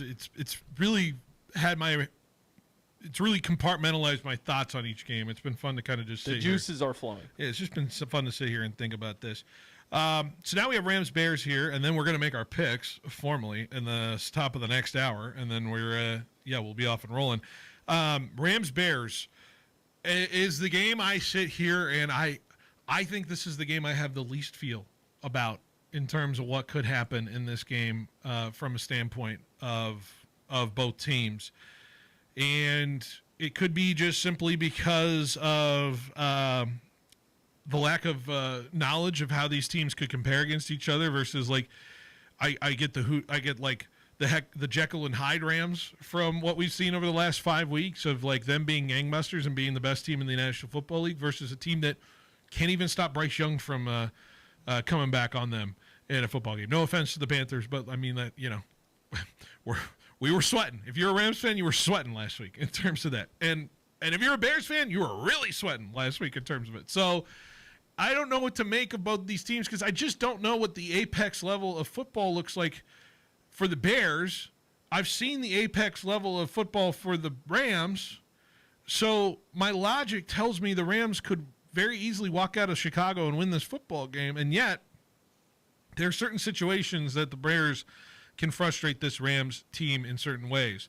How about running the football against a very effective pass rush like the Rams do? Poona Ford will be huge in this game if he wants to slow down Swift and Monangai in this game. But how much do the Rams lean on the run game in their sense? Or how much do they go after what the Bears are doing on defense in terms of how they want to attack with their weapons, the tight ends, Devontae and Puka with kind of uncharacteristic drops in the game, even though he had an incredible stat line to really finish it off. But I'm trying to think. I feel like we could go a scenario where this game could play out like Bears-Niners in a way, because this feels like the best offense the Bears are going to face since that Niner game, really. And so if I'm going to land there, I think that's the kind of game we're going to get on Sunday, and maybe that's where I'm going to land on what we're going to have, which is last team with the ball usually will win, although the Bears didn't get that last score in the red zone. Tamber, you're well aware of that. I am. But is that the way this plays out? Is a kind of back and forth, good possessions, long possessions, shootout kind of situation, and last team with the ball wins. I think that the defense of the Chicago Bears will be an ailment for this team. I do love this team, and I think they have an opportunity to really gash this Rams secondary. I don't see any other way that this game could go besides a high-scoring game. I think both of these defenses are going to be tested really hard. I think the Rams defense, my look on them has waned for sure over the last couple of weeks. And the Chicago Bears defense, if you're not getting turnovers, this is a terrible defense in terms of yards allowed and points allowed. So I think this is going to be a tough matchup for the Chicago Bears. I don't see it any other way besides being a high-scoring game. But yeah, I think that the Rams are the favorite. And let's not forget, like, there's this whole talk about the Chicago Bears being the fourth quarter darlings, the cardiac Bears. But the Rams are really good in the fourth quarter. They have played very well in the fourth quarter over even in that Falcon entire game. Season. Yes. Yeah. Entire season, they've been really good in the fourth quarter. So I wouldn't put it past the Rams if they come back and win this game. You want to hear a crazy stat? This has nothing to do with how the game will go, but Sean McVay is about to play his 15th different team in his 15th playoff game as a head coach of the National Football League. That's all of them, then. He's played every other team? Well, you count AFC. You count AFC teams too. Well, he has not repeated a team in the playoffs yet this season, or yet in his career. If he does move on, he will then repeat the Niners or the Seahawks. But he has played the Niners, the Bengals, the Bucks, the Cardinals, the Cowboys, the Eagles, the Falcons, the Lions, the Packers, the Panthers, the Patriots, the Saints, the Seahawks, and the Vikings. And now the Bears are the 15th team. That's a crazy stat. Crazy stat. I mean, that just shows Sean McVay has the pedigree when it comes to playoff football. We were talking like earlier about the coaches that have won the most. Yeah. And Sean McVay and Kyle Shanahan have the most currently in the playoffs with 9 each. So good on both of them. Yeah. You look like you were going to say something there real quick. Do you have anything to add there or no? Oh no, I was just surprised. But why don't we make both Shanahan and McVay just run routes against each other? Run routes against each other. Just make him go out there. Kyle wins. Yeah, street Give ball. me Kyle. Give you Kyle. All right. Is the cold overrated in this game? Is the cold an overrated story? I think so a little bit because the quarterback and his best receiver have both played in terrible conditions in the NFC North. Stafford, former Lion. Devontae Adams, former Packer. And yes, they are a little bit removed from that, but I don't think that this team has that factor against them like the Miami Dolphins do. Like the Miami Dolphins, every time the Dolphins play, and sorry, Joe, anytime the Dolphins play in cold weather, they are terrible in the playoffs, and I don't think the Rams will be victims of that. The Rams are very good. Well, let me frame this a different way. Yes, Colston Loveland was incredible in that Packer game. I don't think anybody can understate how incredible he was, especially in that fourth quarter. He's been a monster these last 5 weeks. The Rams do allow, tied for the 6th fewest yards per game on opposing tight ends this year. They're actually been pretty decent against tight ends, 44.3 yards per game against tight ends. Now, is it a product of the schedule they played, and they just didn't face very good tight ends back in their season? But also 2nd fewest yards per attempt against tight ends this year. I look at that matchup as one of something's got to give there between the Rams and Colston Loveland. But really, this game is going to be absolutely determined of can the Rams get home on Caleb Williams. Like, nobody's been able to do it really in an effective way that has made Caleb Williams want to quit football. And the Rams, I feel like have a deep pass rush in terms of who they can send after him. Byron Young, Jared Verse, Kobe Turner, even Braden Fisk, Poona Ford, big monster in the middle there. I've just named 5 different guys that could go after him in terms of that. But I think that's the matchup I'm looking at the most. I think the Rams offense can score their points and do what they do, but can Caleb Williams handle that pressure? Can the Bears offensive line stand up to that kind of pressure, that deep pressure that's going to be playing for 4 quarters in this football game? It's not what is happening there in the pass rush in the first and second quarter. It is what happens in the third and fourth quarter. And I think the Bears wear teams down, especially with their ability to kind of scramble and stay alive in plays because, man, it is hard to chase a quarterback in the fourth quarter when you're dog tired and Caleb Williams is that athletic. And so can the Rams have that depth that allows them to kind of send guys out that'll chase them for 4 quarters? Yeah, it's certainly going to be on those linebackers to really get after the quarterback. Caleb Williams, when he's been outside of the pocket this year, especially the back end of this season, has been absolutely electric. And so the linebackers really need to stay on their keys, be able to get to Caleb outside the pocket when they need to, but also with this 3-4 setup that the Rams usually run, I think the edge rushers in Jared Verse and whoever is opposite of him, I know they have a rotating set on that side. They have to be able to get to the quarterback. And one thing that I didn't like for the Rams in that Panthers game, I just felt like in the opportunities where they could have gotten Bryce Young, they just could not get there and didn't have the rush that I would have liked to see them have. And also in the Atlanta game, they didn't get to Kirk Cousins enough. And so the onus is on them to really have a good game plan against Caleb, who has been playing electric this entire year. I mean, yeah. Any last thoughts before we say goodbye to this hour? Rams, Bears. I know we didn't spend as much time on it. We may spend more time on it in the next segment, but any other big pressing things? Or nah, I think the Bears are in for a 30-plus point game from both sides. This feels like it'd be the best game of the weekend. Yeah. I think it's either this one or it's the Niners-Seahawks one. Yeah. Seahawks-Niners will be a movie. This one will be a binging a show. Absolute cinema. Like binging like the greatest show you've ever seen. It's just like, give me more, give me more, give me a lot more there. All right. Let's take a break. We got a lot more left. 1 more hour to go. We have our Benotti Blitz where we're going to be picking all of the games. We've been doing it all show, talking the NFL. We're going to have our interview Flashback Friday this next hour as well. Plus, what are we watching this weekend? Not just football. There's a lot of other things, so stay with us. Behind the Bench rolls along on 1430 ESPN. Quick, where can you find a great selection of Tempur-Pedic, Stearns & Foster, Serta, and Mattress First bedding? Easy. The same place you'll find adjustable beds, sheets, pillows, mattress protectors, and more. Sleep Retreat, Inside Fashion Furniture. It's the same place you'll find 150 recliners, custom upholstery, leather sectionals, dining furniture, and even office furniture, not including thousands of decorating ideas that you're really gonna love. Fashion Furniture on El Paso, across from River Park. There's nothing like it in all of California. Hey, it's Phil Benotti from Behind the Bench for my friends at Valley Athletics, the new go-to sports facility in the Central Valley. Founded by Valley legend Vance Wahlberg and former Bulldog volleyball coach Jonathan Winder. Valley Athletics allows athletes to really shine at volleyball, basketball, and pickleball. Visit valleyathletics.co right now to learn more about enrolling in our current volleyball and basketball offerings that include league play. That's valleyathletics.co. Proud sponsors of high school athletics.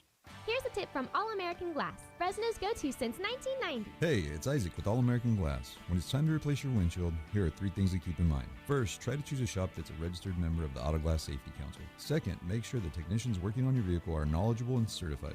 And third, if your vehicle is equipped with advanced driving assistance systems, make sure a successful recalibration of the forward-facing camera is performed after the installation. These are some of the reasons you can count on All American Glass. And remember, we treat your car like family. Get a free quote today at aagfresno.com.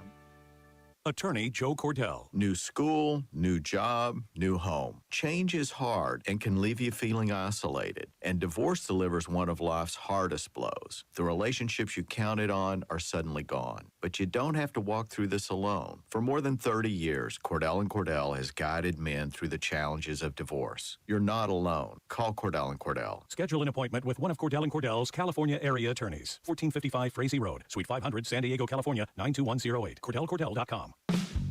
Tune in every weekday to the Sportsline Bulldog Hour with Tony D, brought to you by Precision Civil Engineering. Be sure to listen at 2 p.m. to hear everything you need to know about Fresno State athletics. Don't miss out on the insight and conversations you need to stay up on the Bulldogs with insiders like Paul Loeffler, Jackson Moore, and Ralph Wood. If it's 2 p.m., it's the Bulldog Hour with Tony D, each weekday on 1430 ESPN Fresno.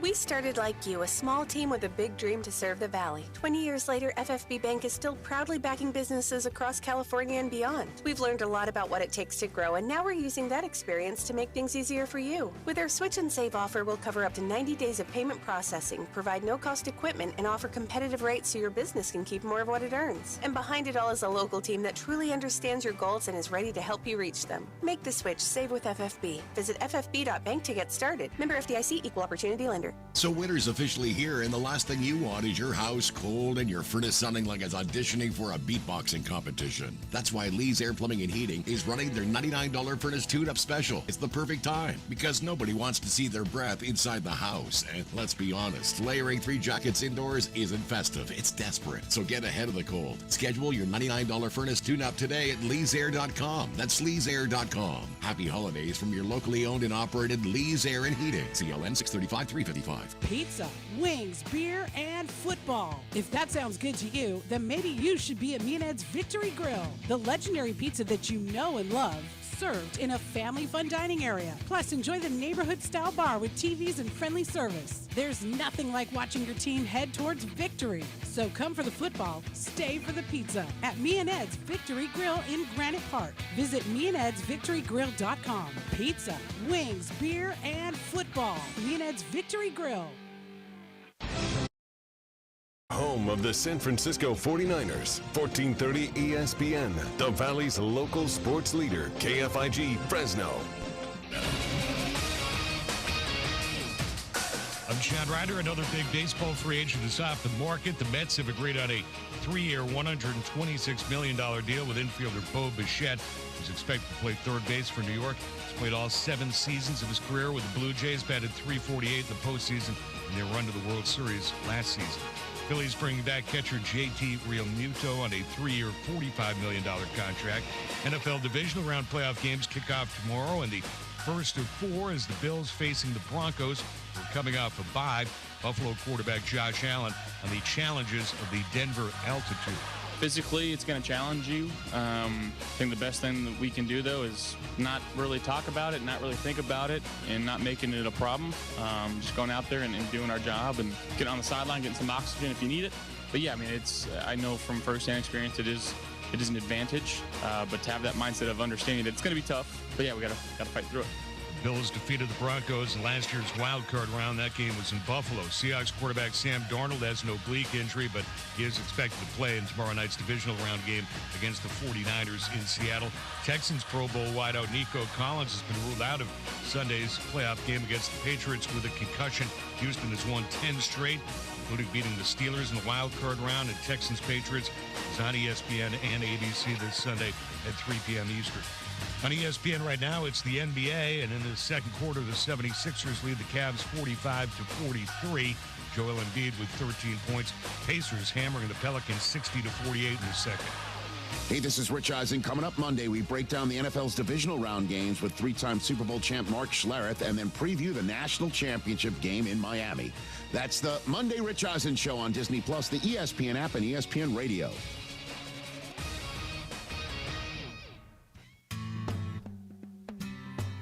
He's got the knowledge. Because once again, I have to come on there and talk about how right I am once again in anything that it comes to sports. He's got the questions. I'm going to lose it. Are you kidding me? What are we doing here? He's got the guests. The 20th head coach in Fresno State history here, Matt. Is it hard to believe sometimes still, the 20th head coach here in program history? It's all moved really quickly here over the course of the last 5-6 weeks, but super excited to be here. Phil Benotti is the voice for the Central Valley sports leader. Behind the Bench starts now. Brought to you by Helena Agri. That's right, Behind the Bench here on 1430 ESPN Fresno, the Valley's local sports leader here on this Friday. One more hour before we say goodbye for the weekend here. NFL weekend coming up. Of course, you can listen to all the games live on demand here on 1430 ESPNFresno.com website or the ESPN Fresno app. Got, of course, starting here with Buffalo and Denver at 1:30 tomorrow. You have the Niners and the Seahawks at 5 o'clock tomorrow. On Sunday at 11 a.m., you have the pregame of the Texans and the Patriots. And then at 3:15, following that, Rams and Bears. As soon as the Patriots game wraps up there, NFL back-to-back doubleheader on the weekend on 14:30. Arguably the greatest weekend of NFL. Is this the best weekend in the NFL, or is it just opening round, like week one?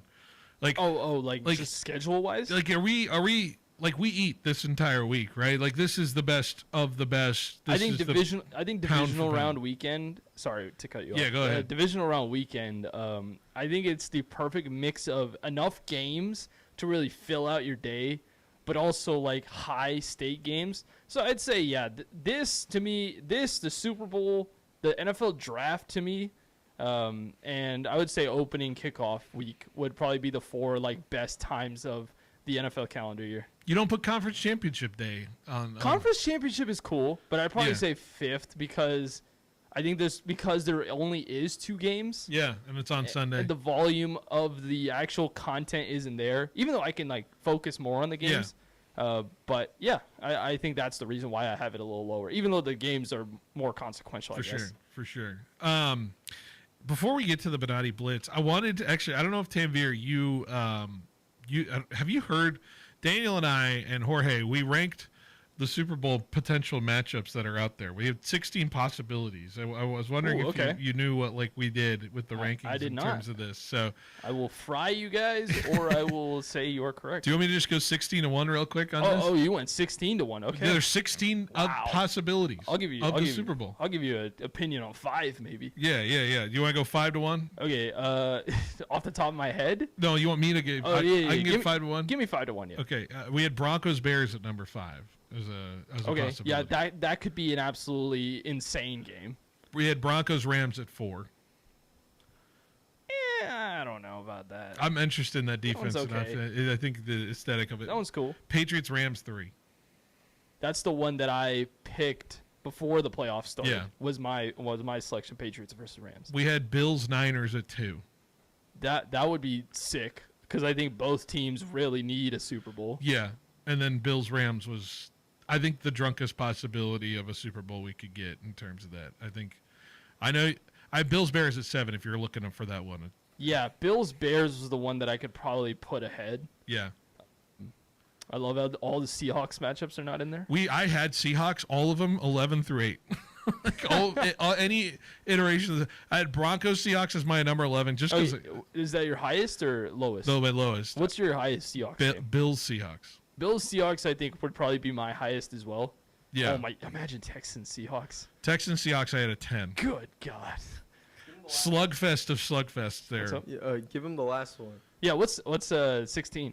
I'm not excited for Texans 49ers if it happens again. I'm not excited for that. Yeah. I think we've seen could that. agree with that. We saw that this year, and not a good game. I just don't think I'm getting. I mean, Mac Jones was in there. It could be different. I mean, could be different, but like I don't know. It would probably have the least amount of hype. I think Patriots Niners is one that I would be super excited for. That would be an underrated one. I had a 13. Okay, I would put that much higher. Okay. I'd put Patriots Niners much higher. My top 5 would probably be Niners Bills. Rams versus Broncos would be sick. Rams Bills would be sick. Bears Bills, and probably Broncos versus Niners. No, I would probably put Broncos versus Rams, the one that you said. I put a lot of like the previous matchups we've seen this year like lower. Yeah. Texans Rams we saw week 1. That's just off the top of my head too. If I had an actual list, I'd probably change it a little bit. But those are the 5 that I had off the top of my head. Update from the Sharks game. Colin Graff scores 2-1. Sharks 18:02 to go in the second period there. Over on 790. So I don't know if it was a very interesting exercise to rank the Super Bowl potential. That list will get cut down significantly with 4 teams losing, and then we could potentially rank the possible Super Bowls then. Everyone loves to do that the next week, but I found it very interesting to get 16 games in there with that. All right. It is time. It is time to make our money, and that is picking the games of this weekend. And it is a Benotti Blitz. It's brought to you by Grocery Outlet. Of course, you want to swing by your Grocery Outlet. Folks, you're going to be watching games all weekend. You want to have the best spread and the best bang for your buck for it. So go to your grocery outlet here locally in Fresno and in the Central Valley. You go to the Northwest location, downtown location, Southeast location, Kerman and Sanger. Best deals. Download the app today as well. Stop by your local grocery outlet for all of your best spread needs for the playoff party. Have the people coming back. Tanvir and Daniel, you put out a bad set of food out there, none of your friends are coming back for another watch party. Exactly. No. You screw that up, nobody's coming. If you just have cucumbers and bean dip out there, I'm sorry, I'm not coming back. Even though I love cucumbers, we are not allowing that. Yeah. You need to have some protein out there. Yeah, get some grilled. Get a stuff. pizza out there. Yeah, there you go. Hey, a simple charcuterie board does. A charcuterie board would be sick. Make it happen. Beer and wine, all the good bevies or the good sodas out there too. You know, if you're not. Random question: what is one popular thing that you would generally see at like a tailgate or something that you're never keen to eat? Bean dip. Yeah. I'll do bean dip. Really? Yeah. I'm just not into. Are we 3 for 3? Are you? You're not into bean dip? This might sound crazy. I hate beans. Yeah. I hate beans. It doesn't matter. It's refried beans, black beans, pinto beans. It doesn't matter. I haven't had a good 10-layer dip ever in I my think life. to me, the reason why I don't like bean dip like that is because I grew up on beans. So it's like if I want to eat something out, I don't want to be eating something. You can't be picky with it, but I of the options, I'm going somewhere else. I'm not going to the bean dip. I agree. I'm just not. I agree. I'll take cheese dip. A buffalo chicken dip. Oh yeah. Yes. I was about to slide. Wings are overrated, but they're not. They're definitely not. I just wanted to make you guys mad. Just a little rage bait. Just a little rage bait. All right.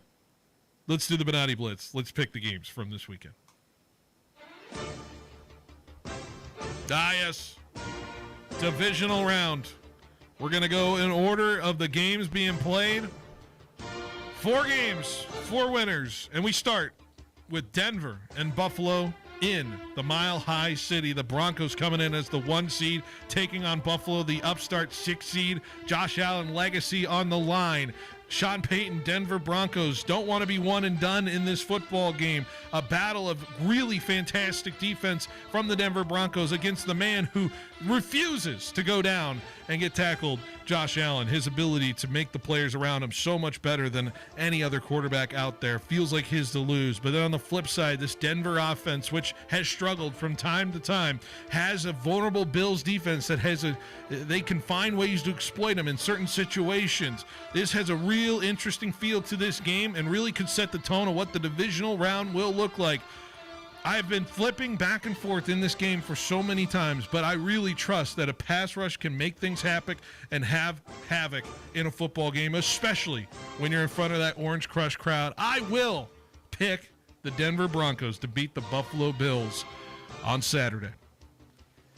In contrary to your statement, Phil, I think just no matter what this Buffalo Bills team goes through, with all the storylines they get, they got Superman on their team themselves.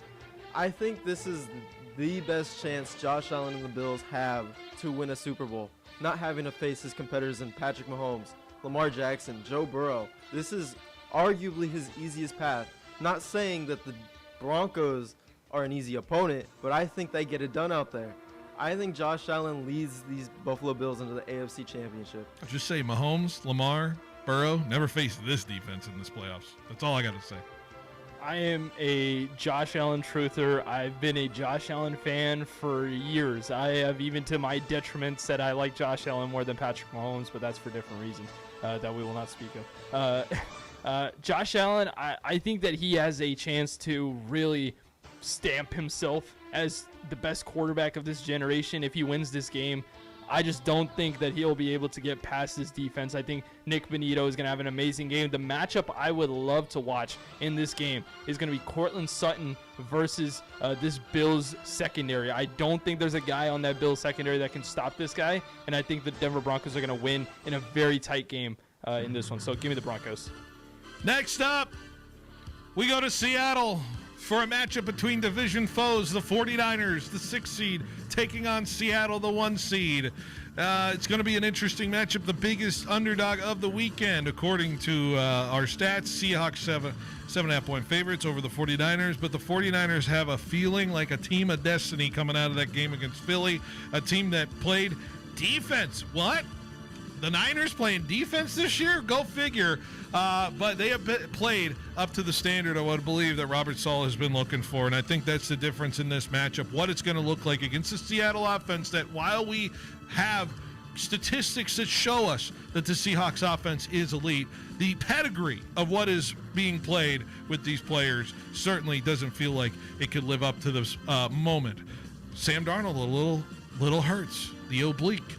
Most likely going to play, according to his coach. But what is that going to do in terms of his effectiveness in throwing the football? Like I said before, blood is in the water for the 49ers in this defense and what they can do. And Robert Saleh knows how effective his defense has been. His scheme has been against this Seattle offense. Worst output of points by Seattle this year has been against the 49ers. On the flip side, the way this game needs to be won isn't by that matchup, though. It's what the Niners on offense can finally do to break through with the Seattle defense. They've had 2 tries to go after it. One was successful, one was not. They did not have Trent Williams in that game 2 weeks ago. I think that was a massive missing point in that Niner offense, to a point where I think they will find the effectiveness to run the football a little bit more effectively. Christian McCaffrey, once again, showing up as playoff CMC in this matchup, being effective in the air and on the ground. I look for Kyle Juszczyk to have a certain big impact on this game. Other names that'll come around and make impacts. Hey, Kendrick Bourne, I'm waiting for you a little bit. What's up? I don't know. Maybe he shows up for a couple catches and makes a DeMarcus Robinson kind of effect in this game. I think the Niners just have a better ceiling here. They're a back against the wall team. Kyle knows how to keep winning on the road. The Road Warrior 49ers will find a way to do it. They will find a way to knock off the Seattle Seahawks team, and I think they move on in this one over Seattle. So, Phil, this 49er team has faced lots of adversity over the season. When it's come to injuries, just having to get through this season, losing your best players all year, especially on defense. I think that this has just lighted something in this team to want to strive, want it more than anyone else in this league. And for that, I think they got hot towards the end. Now, we do have that their game against Seattle like last week, the last week of the regular season. Now, I don't think that was totally on just San Francisco themselves. I think there were a lot of other factors, but I don't think any of that matters coming into this game, because I think this 49er team is different than what we saw in Week 18. I think they know what they want, and they want what they need from their players. And I do think this 49er team wins. I think they get the pocket to crush on Sam Darnold, to get him not necessarily hurt himself more, but maybe tweak that oblique just a bit more, make him be more inaccurate, just force him to pass. I do see them trying to go to the run a bit more, but I think this 49ers defense will game plan to stop that too. All right. So you're going 49ers, Tanvir. Yeah, it's as simple as this. I think that last game that the San Francisco defense played against Seattle, they played pretty good. And I think now adding rookie Pearsall and Trent Williams, even though losing George Kittle, I think that the San Francisco 49ers team is going to be ready to play. I think they're going to have the experience. I think they will have a sense of urgency behind them because Kyle Shanahan has been there and done that. And I think they're going to get out to a fast lead that the Seattle Seahawks are not going to be able to recover from. I think this will be a actual low-scoring game similar to the one that we saw the 2 times that they played this year. But I think that the 49ers come out on top in a late game. I think Brock Purdy actually gets another game-winning touchdown drive. So give me the 49ers. We're all in the Niners. Uh-oh.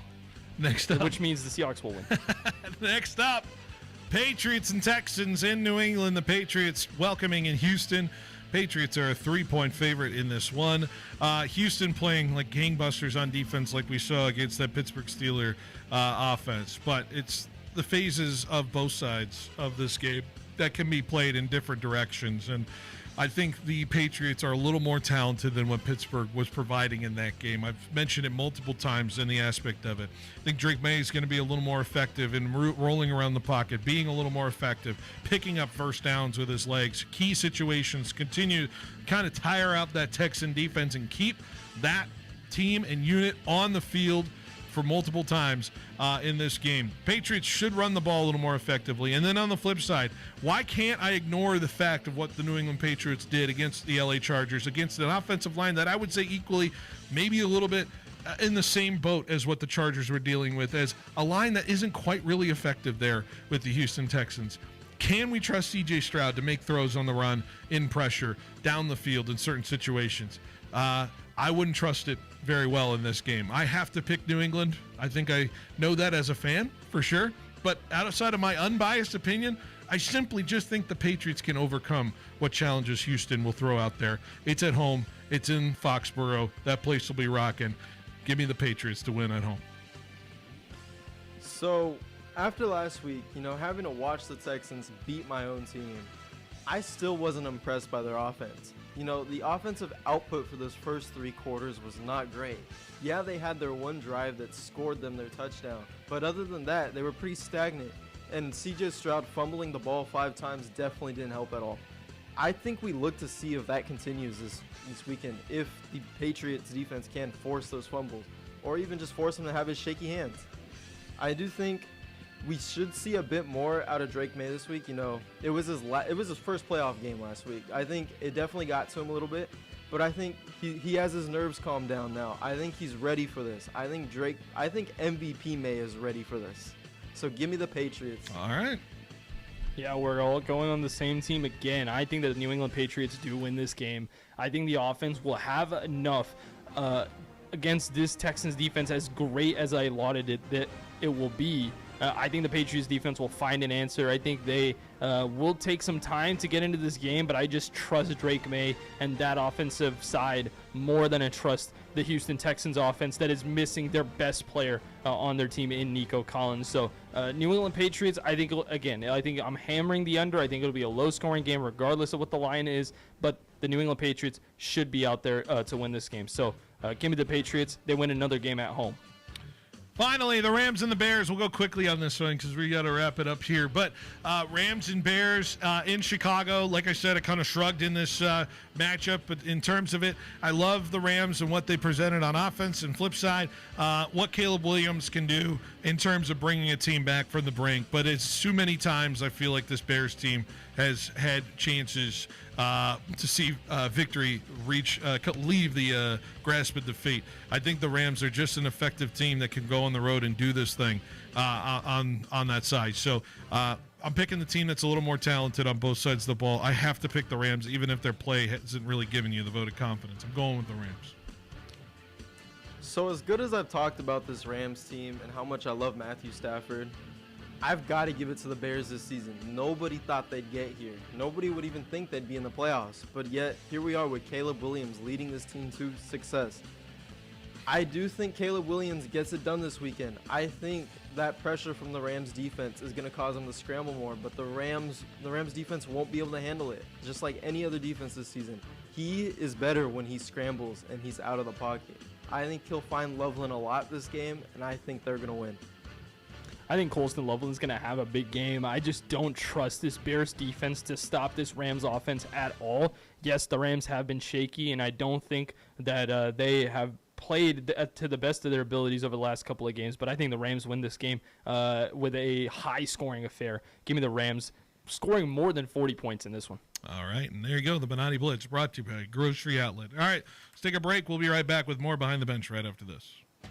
Hey Bulldog fans, Lynn's Restaurant Group, a proud partner of Fresno State Athletics, has launched a brand new app. With over 8 locations like J-Pot, Ramen Hayashi, and Hino Oishi, the app brings all your favorites together in one place. Order ahead, skip the wait, and earn rewards every time you dine. Whether it's game night or family night, the app has you covered. New members even score $5 in LRG credit just for signing up. Download the Lynn's Restaurant Group app today and start earning with every visit. Go Dogs! At Helena Agri-Enterprises, we're committed to helping you make the best agronomic decisions for your farm. That's why we combine cutting-edge technology with superior product. Helena's agri-intelligence solutions use in-depth analysis to identify potential problems in the field before they take root. Combined with a complete line of high-quality crop production and crop protection inputs, Helena has the tools to help you increase productivity, enhance performance, and maximize your return on investment. Contact your local Helena representative or authorized dealer to create the right plan for your farm with Helena products and agri-intelligence solutions. Back the birds, Fresno. Don't miss another week of Fresno Pacific University Sunbirds action at the Special Event Center. Dribbling with the left hand. She's going to fire another three. That one good as well. 3 straight threes on 3 straight possessions. All games are just $10 for fans 18 and older, 17 and under get in free. Back the birds, Fresno. Catch both men's and women's basketball before the season wraps up. Don't miss the excitement. For schedule and ticket information, visit fpuathletics.com today. See you there. At Clausen Honda in Fresno, you're not just getting a car, you're stepping into a full service experience. From the latest new Honda models to certified pre-owned vehicles, a cafe to grab your morning coffee, and a team dedicated to making you feel respected and well served. Whether you're trading in, buying, or scheduling service for your ride, Clausen Honda has you covered with transparent financing, a full service center. Drive in today and see how easy getting behind the wheel can be. Clausen Honda at 6346 North Blackstone Avenue in Fresno. Finding great people to hire is like trying to find a needle in a haystack. It's pretty difficult, right? Well, ZipRecruiter has mastered finding a needle in a haystack, so they take it to the next level. They make hiring so simple that it's like finding a needle in a needle stack. And that's why you should try ZipRecruiter for free at ZipRecruiter.com/free. Here's what it's like to use ZipRecruiter. They have so many qualified candidates that it's easier to find the right ones for your roles. In fact, 4 out of 5 employers who post on ZipRecruiter get a quality candidate within the first day. That's a lot of needles. So how do they do it? ZipRecruiter's powerful technology sends you candidates who are a great match for your job, and you can even invite your top choices to apply. So if you want less hay and more needles, head to ZipRecruiter. And right now, you can try ZipRecruiter for free. That's right, free. At ZipRecruiter.com/free. That's ZipRecruiter.com/FREE. ZipRecruiter.com/free. ZipRecruiter, the smartest way to hire. Citizens Business Bank is a proud sponsor of the Fresno State Bulldogs. Hi, I'm Susan Woosner, Senior Vice President and Manager of Citizens Business Bank in Fresno. We proudly support California's thriving small to medium-sized businesses. Our relationship-based approach and straightforward business model set us apart in the financial services industry. We are a banking partner that understands your industry and your company. Whether you're expanding operations or planning for the future, Citizens Business Bank is here to help ensure your banking experience is smooth, convenient, and aligned with your success. My team strives to build long-term banking relationships by getting to personally know you and your business, and then providing you with a wide array of powerful solutions customized to your unique financial needs. Visit cbbank.com to learn how Citizens Business Bank can help contribute to your success. That's cbbank.com. Citizens Business Bank, N.A., Equal Housing Lender, member FDIC.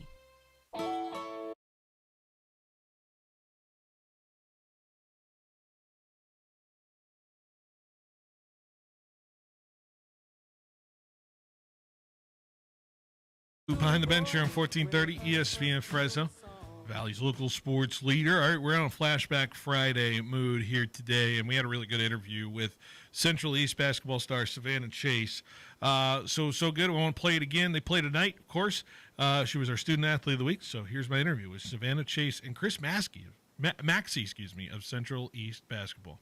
So our student athlete of the week, Savannah Chase, is joining me now with her head coach, Chris Maxey from Central East Basketball. But dying to get these folks on because they've been doing some stuff in this basketball season that's been catching some people's eyes for sure, including a great win over the other day over Clovis West, of course, and Savannah's been a big part of that.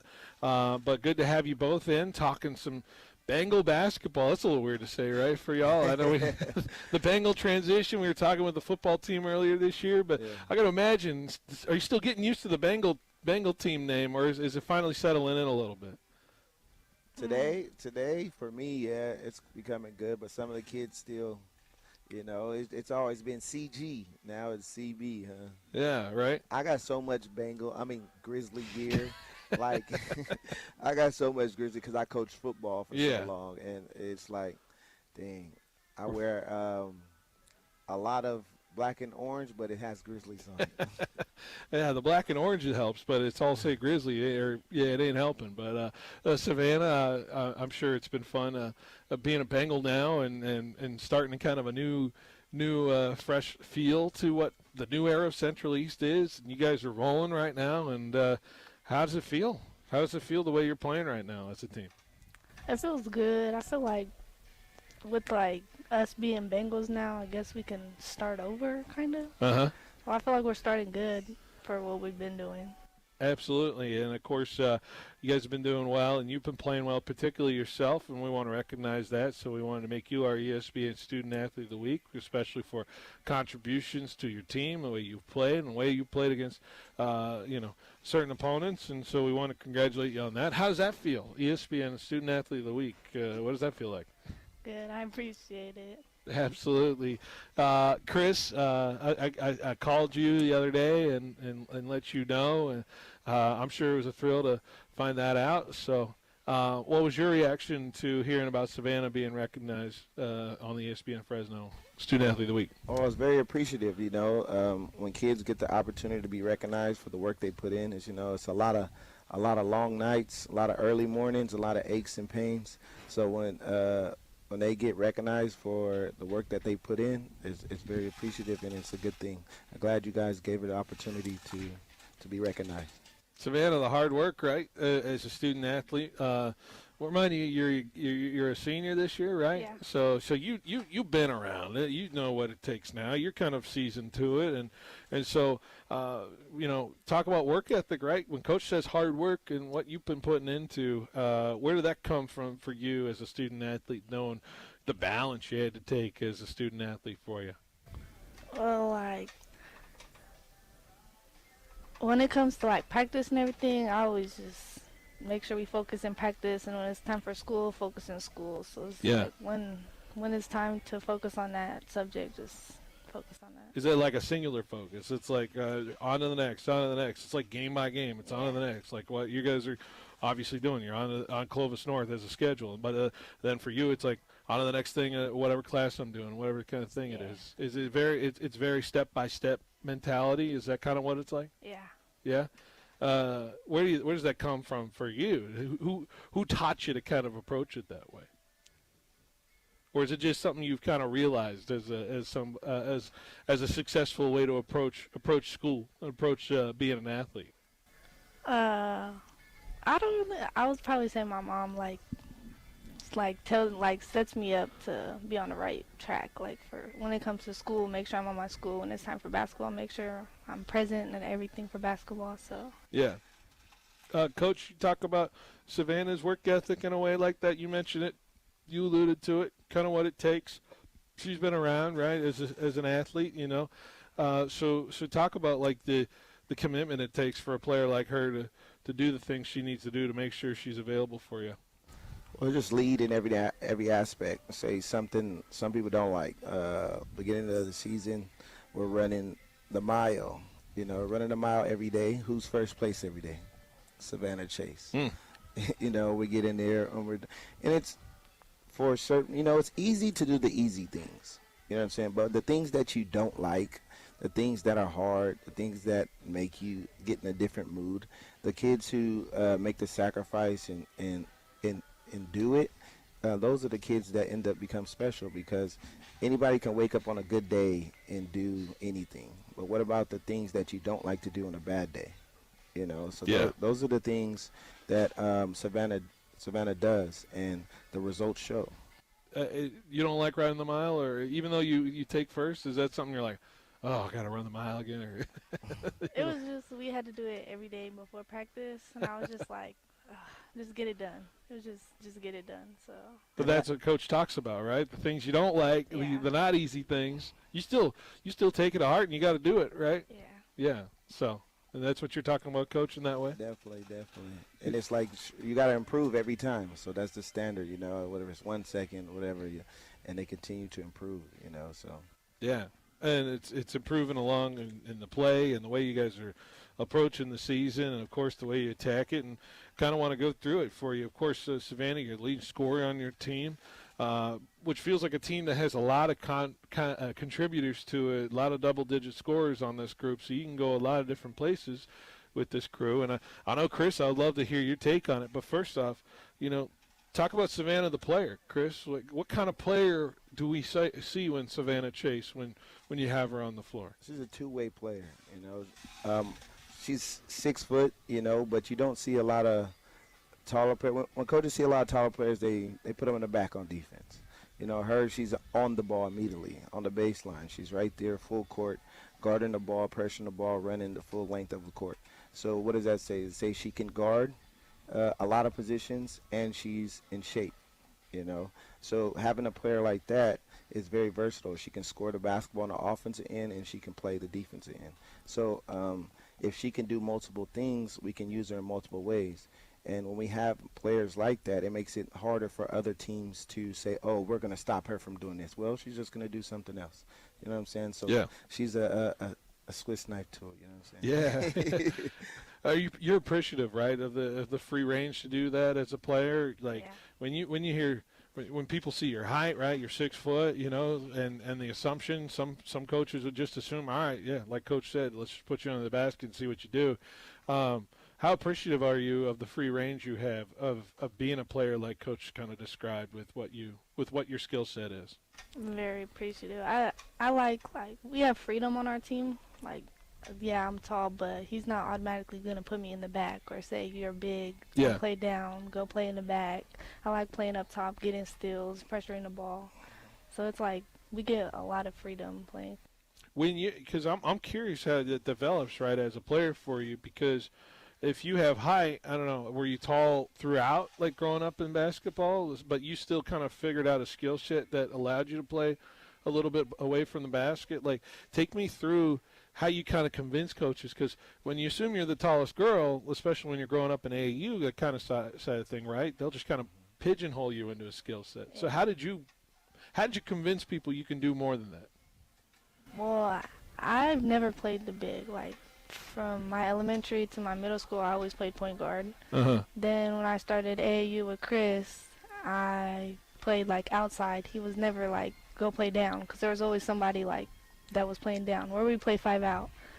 So I never like had to go play down. He always like give us the opportunity to go play, go be who you are out there and go play what you want to play. And then I just showed him that I could play out and I don't need to play in, and then it just stuck. Chris, because as I described, sometimes coaches just see physicality and what they can do, and then they just assume the skill set. But she mentioned you kind of pinpointed at an early age what she can do and what she's comfortable with. You know, tell me a little bit about that thought process of just saying, hey, I know what Savannah wants to do, and I'm going to trust what she wants to do as a basketball player. Well, for me, it's making the player comfortable to be who they are and what's best for the team. I have a saying, and it's just like a shot. Everybody wants to shoot the ball. I tell a kid, I don't tell you which shot to shoot. You know, if you shoot a contested shot, you better make it. Yeah. If you shoot a wide open shot, you got free range. You know, you don't make all of them. But if you got a player who has a skill, and say I have a 6-footer, then I got all 5'7" girls. That doesn't mean on offense she has to play the post. I have to adjust as a coach. You know, so me as a coach, what I learned growing up, you know, the coach is you're a better coach when you can adjust to the personnel you have at the time. Yeah. You can't always get a certain type of personnel for the system you like. You know, so if I got somebody like Savannah who can play guard, but she's 6 foot, okay, she can play point guard on offense and go guard the tallest person on defense. You know what I'm saying? Or we might have somebody who's 5'8", who's just a dog, Draymond Green or something like that, you know, who can do that. But we're going to put somebody in a position that makes them comfortable, that can maximize the potential for the team. You know, I don't want to make her play for me. You know what I'm saying? I want to be able for me to adapt to the team and the players we have. And every year we have had different type of players, you know, and for me to be great for them, I have to learn to get better for myself to help them and put them in the places that makes it best for our team. Does it take high IQ to kind of do that too, right? how that works into that whole style of play, right? And Savannah, you know, if you describe her, is she a high basketball IQ person like this that can do that, right? Is that kind of how it works in that sense? Or? Definitely. You have to know the game. You know what I'm saying? And if you can't just say you want to play something, you know, and you got the skills, but you have to have the IQ too. You got to know it. You know, you got to watch film. You know, you got to look in the playbook. You got to talk to the coach. You got to talk to your teammates.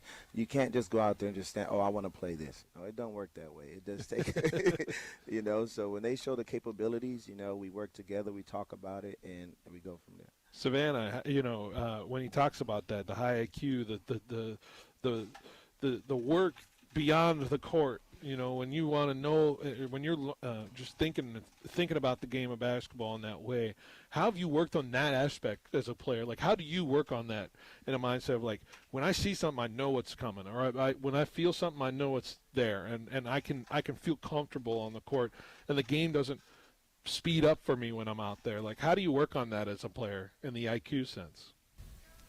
I would say, like, watching other people.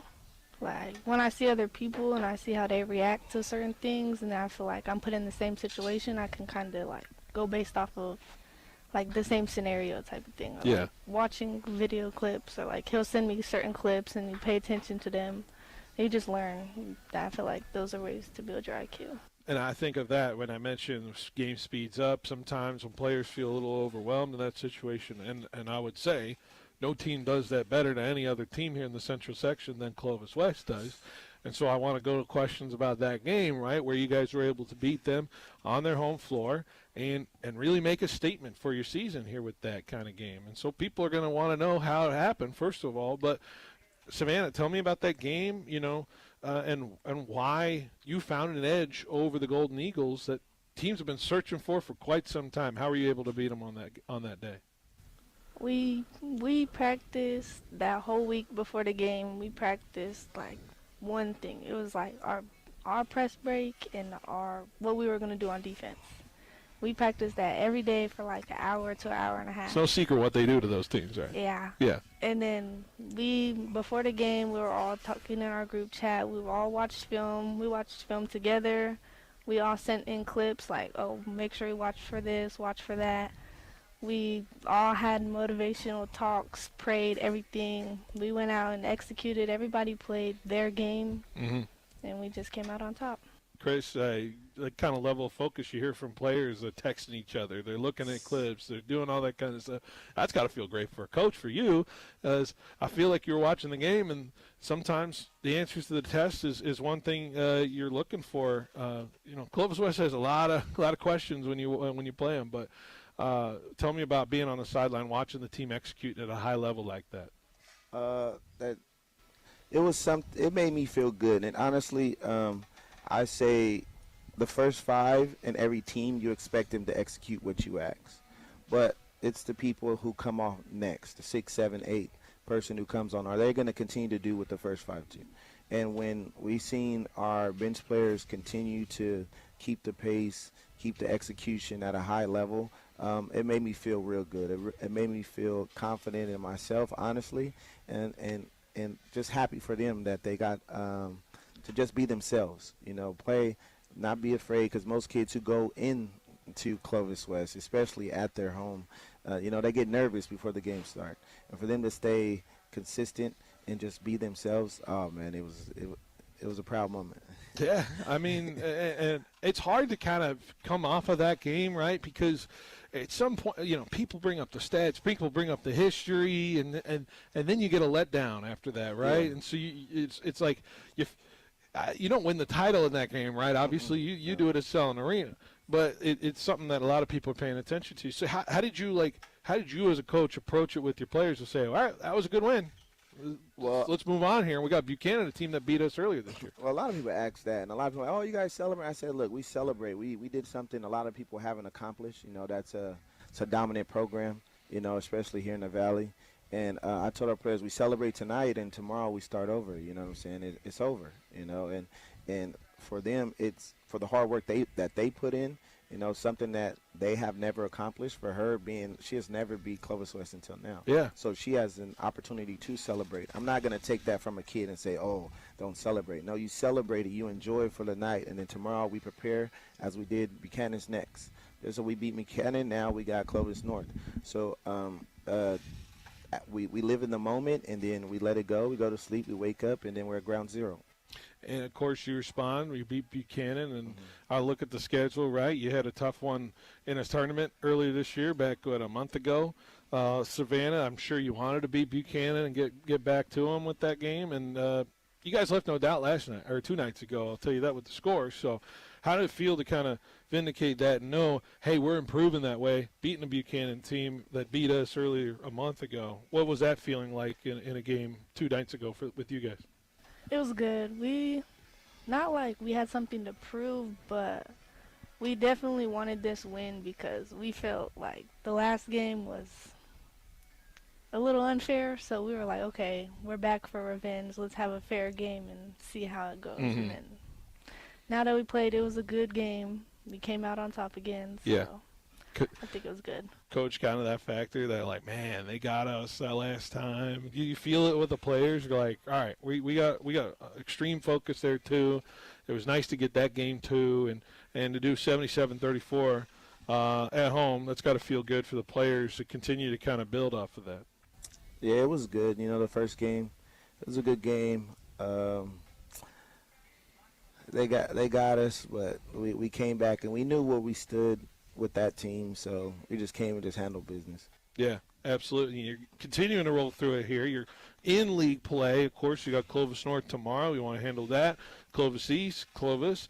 When the track schedule, and of course you guys want to, of course, you're in the driver's seat right now. You're in that top spot. So now that you have the attention of the other teams in this league, what kind of feeling does that have as a target on the back kind of group? Because I got to imagine that now feels different as opposed to what we've probably known for the last 15, 20 years. There's another team out there that you all were chasing, and now, right now, you're sitting up there in that spot. So what does that bring to the level of competition night in, night out that you're expecting? Oh, well, it's always harder when you're in first, because now everybody's chasing you. Like you said before, it's always where everyone's chasing Clovis West. And the thing about us, since I've been here, we always have Clovis West first game. Yeah. First game of the league, we opened up with Clovis. Her first game was Clovis West.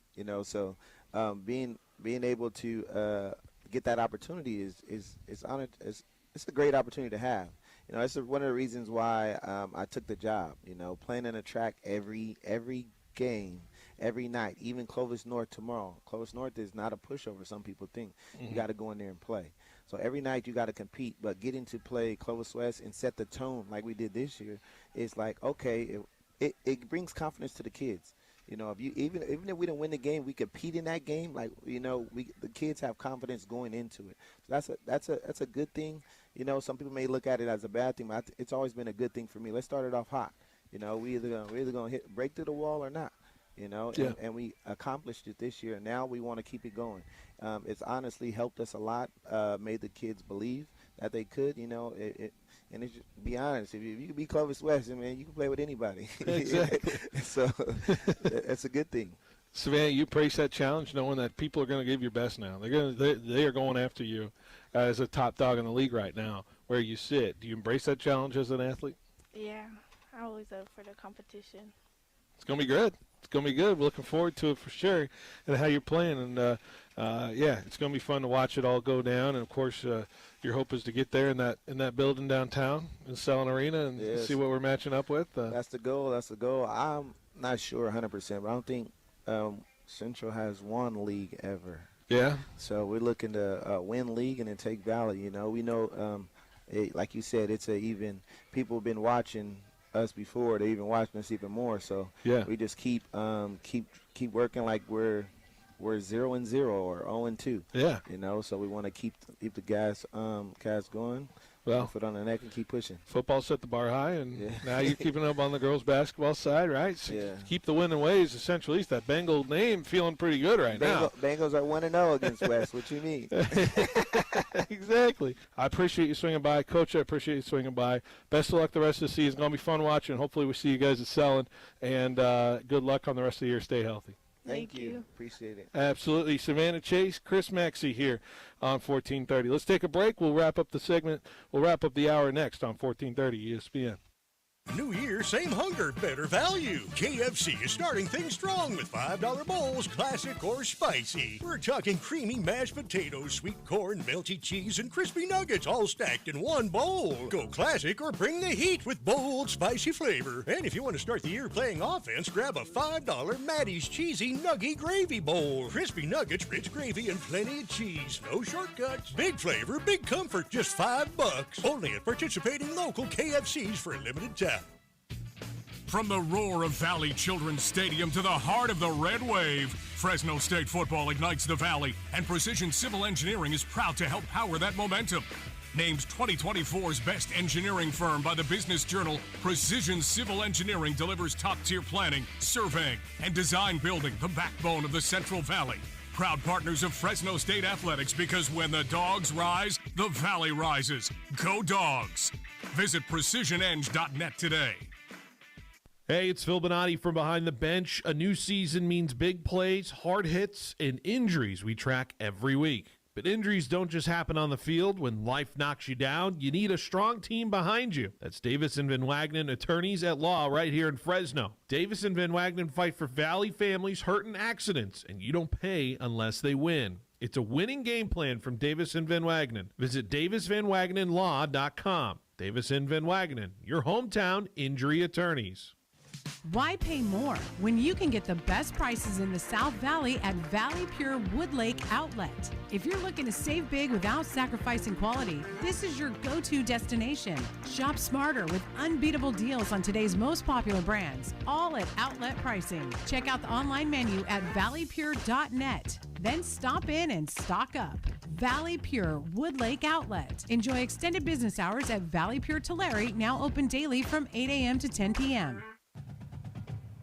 Bulldog basketball is back and heating up the Save Mart Center. Don't miss any of the exciting action as both the men's and women's basketball teams take on the Mountain West this season. Make sure to bring the whole family to root for your hometown Bulldogs as they compete for that Mountain West championship Fresno would love to bring home. Tickets start as low as $5 for select games. Grab them at GoBulldogs.com today, and we'll see you at the biggest party in the Valley. Go Dogs! It's the best time of year, playoff football, and there's no better way to get ready to watch the big game than going to your local grocery outlet for their amazing selection. Keep your friends coming over to your place with an awesome selection of meat, snacks, beer, or wine to cheer on your team. And let's talk about the savings. All you got to do is download the Grocery Outlet app and go to town with the best deals in those football party essentials. Stop by all of our participating locations, including Northwest Fresno, Southeast Fresno, Downtown Fresno, Kerman, and Sanger. Tell them Phil Benotti sent you. Game on, crowd loud, hunger louder? That's when you call Chopped Cheese Bodega, because football without a chopped cheese, that's a flag on the play. Sink your teeth into Fresno's favorite, the original Bodega chopped cheese, or the Philly chopped cheese. Real meat, real cheese, crispy fries, sauces that hit like a game-winning touchdown. Watching the game, hosting the fight, any event worth cheering for? There's a chopped cheese for that. Find Chopped Cheese Bodega at Blackstone and Bullard next to 7-Eleven, or call ahead and grab it fast. Hey Bulldog fans, Marcus McMarron here. You know, on the field, it's all about trust, performance, and results. That's why you got to go to Ed Dina's Auto Center. They treat you like family with unbeatable prices and a winning lineup of new and pre-owned vehicles. Don't just sit on the sidelines. Get in the game with a ride you can count on. Visit Ed Dina's Auto Center today, where the deals are always a touchdown.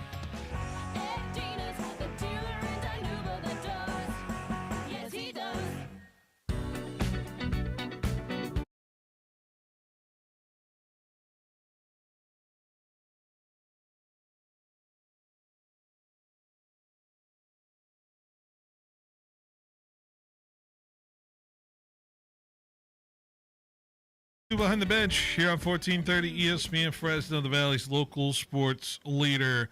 For the folks at home who are watching on the video live stream, I would encourage you to go over there now on Facebook, YouTube, and Twitch, because the site I'm seeing over in the other room right now is there's no way I can describe it. It is simply what you have to see on the live stream over there. Guys, you feel ready to roll? You guys feel ready to roll this weekend? Or I'm ready to run through a wall. Literally. Yeah. Yeah. Yeah. Well, Jorge almost ran through Daniel over here. I just sent you the video. The trend, I saw somebody, the trend of can you get the person to get on a hard count? And let's just say that was fun. Well, let's just say he jumped. Yeah, he jumped. He certainly by a jumped. mile. Yeah. All right. You guys are looking good. If you want to see what they're doing, you can go to the live stream right now. Anyways.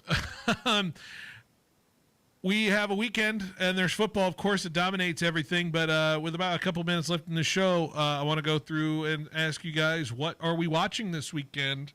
We'll start with we start with DMV. What are you watching this weekend? You can pick football. Football's fine. It's going to dominate. But is there anything else outside of the NFL you're locking down on this weekend? Yeah, in the next couple of days, we got some good events. Yeah, 49ers Seahawks is definitely the one that I'm looking forward to the most. I know the AFCON final for soccer is coming up soon. Yeah. So that's something that I'm really excited for. And, Miami versus Indiana, I think, is this Monday, right? Yeah. It's Monday, yeah. So that's another thing that I'm really excited for. So those are the three main ones, I would say. Daniel, you got anything you're watching this weekend? Well, I won't be able to really watch it, but I'll be checking in between, obviously, the NFL playoffs. I am interested in the AFCON final as well, and that's really it. I mean, Mexican soccer is back, so I've been watching that. So, can I present to you, how about Fresno State basketball tomorrow? 2.5-point underdogs against Wyoming. Had a 10-point victory over Colorado State on Tuesday. We gave them their flowers. I talked to Jason Wahlberg yesterday about this team, Vance Wahlberg's son, but also he knows ball, and that Colorado State game felt like a fork-in-the-road kind of game for the Bulldogs if they really want to be taken seriously as a thing. I think we talked about that on Tuesday as well. I do believe this game against Wyoming is another one where Wyoming's kind of in the same stratosphere where Bulldogs are, 2-4, and the Bulldogs are at home and they play considerably better. And, if they can get on a 2-game win streak, get things rolling, you look at the game against Albuquerque. I don't know. I kind of throw my hands up and say I'm not promising any sort of win in the pit, but at least the Bulldogs are playing well. But then after that, you get a game against Grand Canyon at home. Like I said, I think you can kind of beat anybody at home with the way you're playing.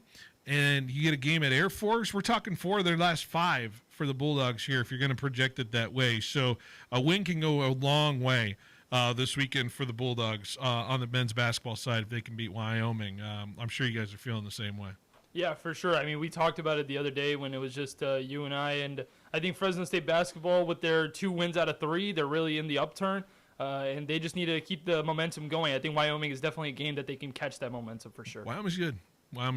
So keep in tune to that. All right, we're out of time. If you want to listen to the end of the Sharks game, that third period is starting right about now over on 790. So you want to flip there, go listen to that. Besides that, though, programming notes, just a reminder, Central Valley Sports Report tomorrow, 10 a.m. to noon. Should be a good show. Paul Metters was here previewing that. Can't wait for that. Then you get into the NFL football starting at 1:30. Bills, Broncos, the Niners, Seahawks, then Texans, Patriots, then Rams, and Bears all the weekend through. Lakers basketball going to be on 790 all weekend as well if you want to listen to that. And we'll be back Monday for another edition of Behind the Bench at 3 o'clock. Guys, this is fun. Good 3 hours on Friday. We'll, go Dogs. Go Dogs. Go Dogs. Go Dogs. Go Niners. Go Patriots. All right, we'll see you Monday at 3 o'clock. Until then, have a great weekend. We started like you, a small team with a big dream to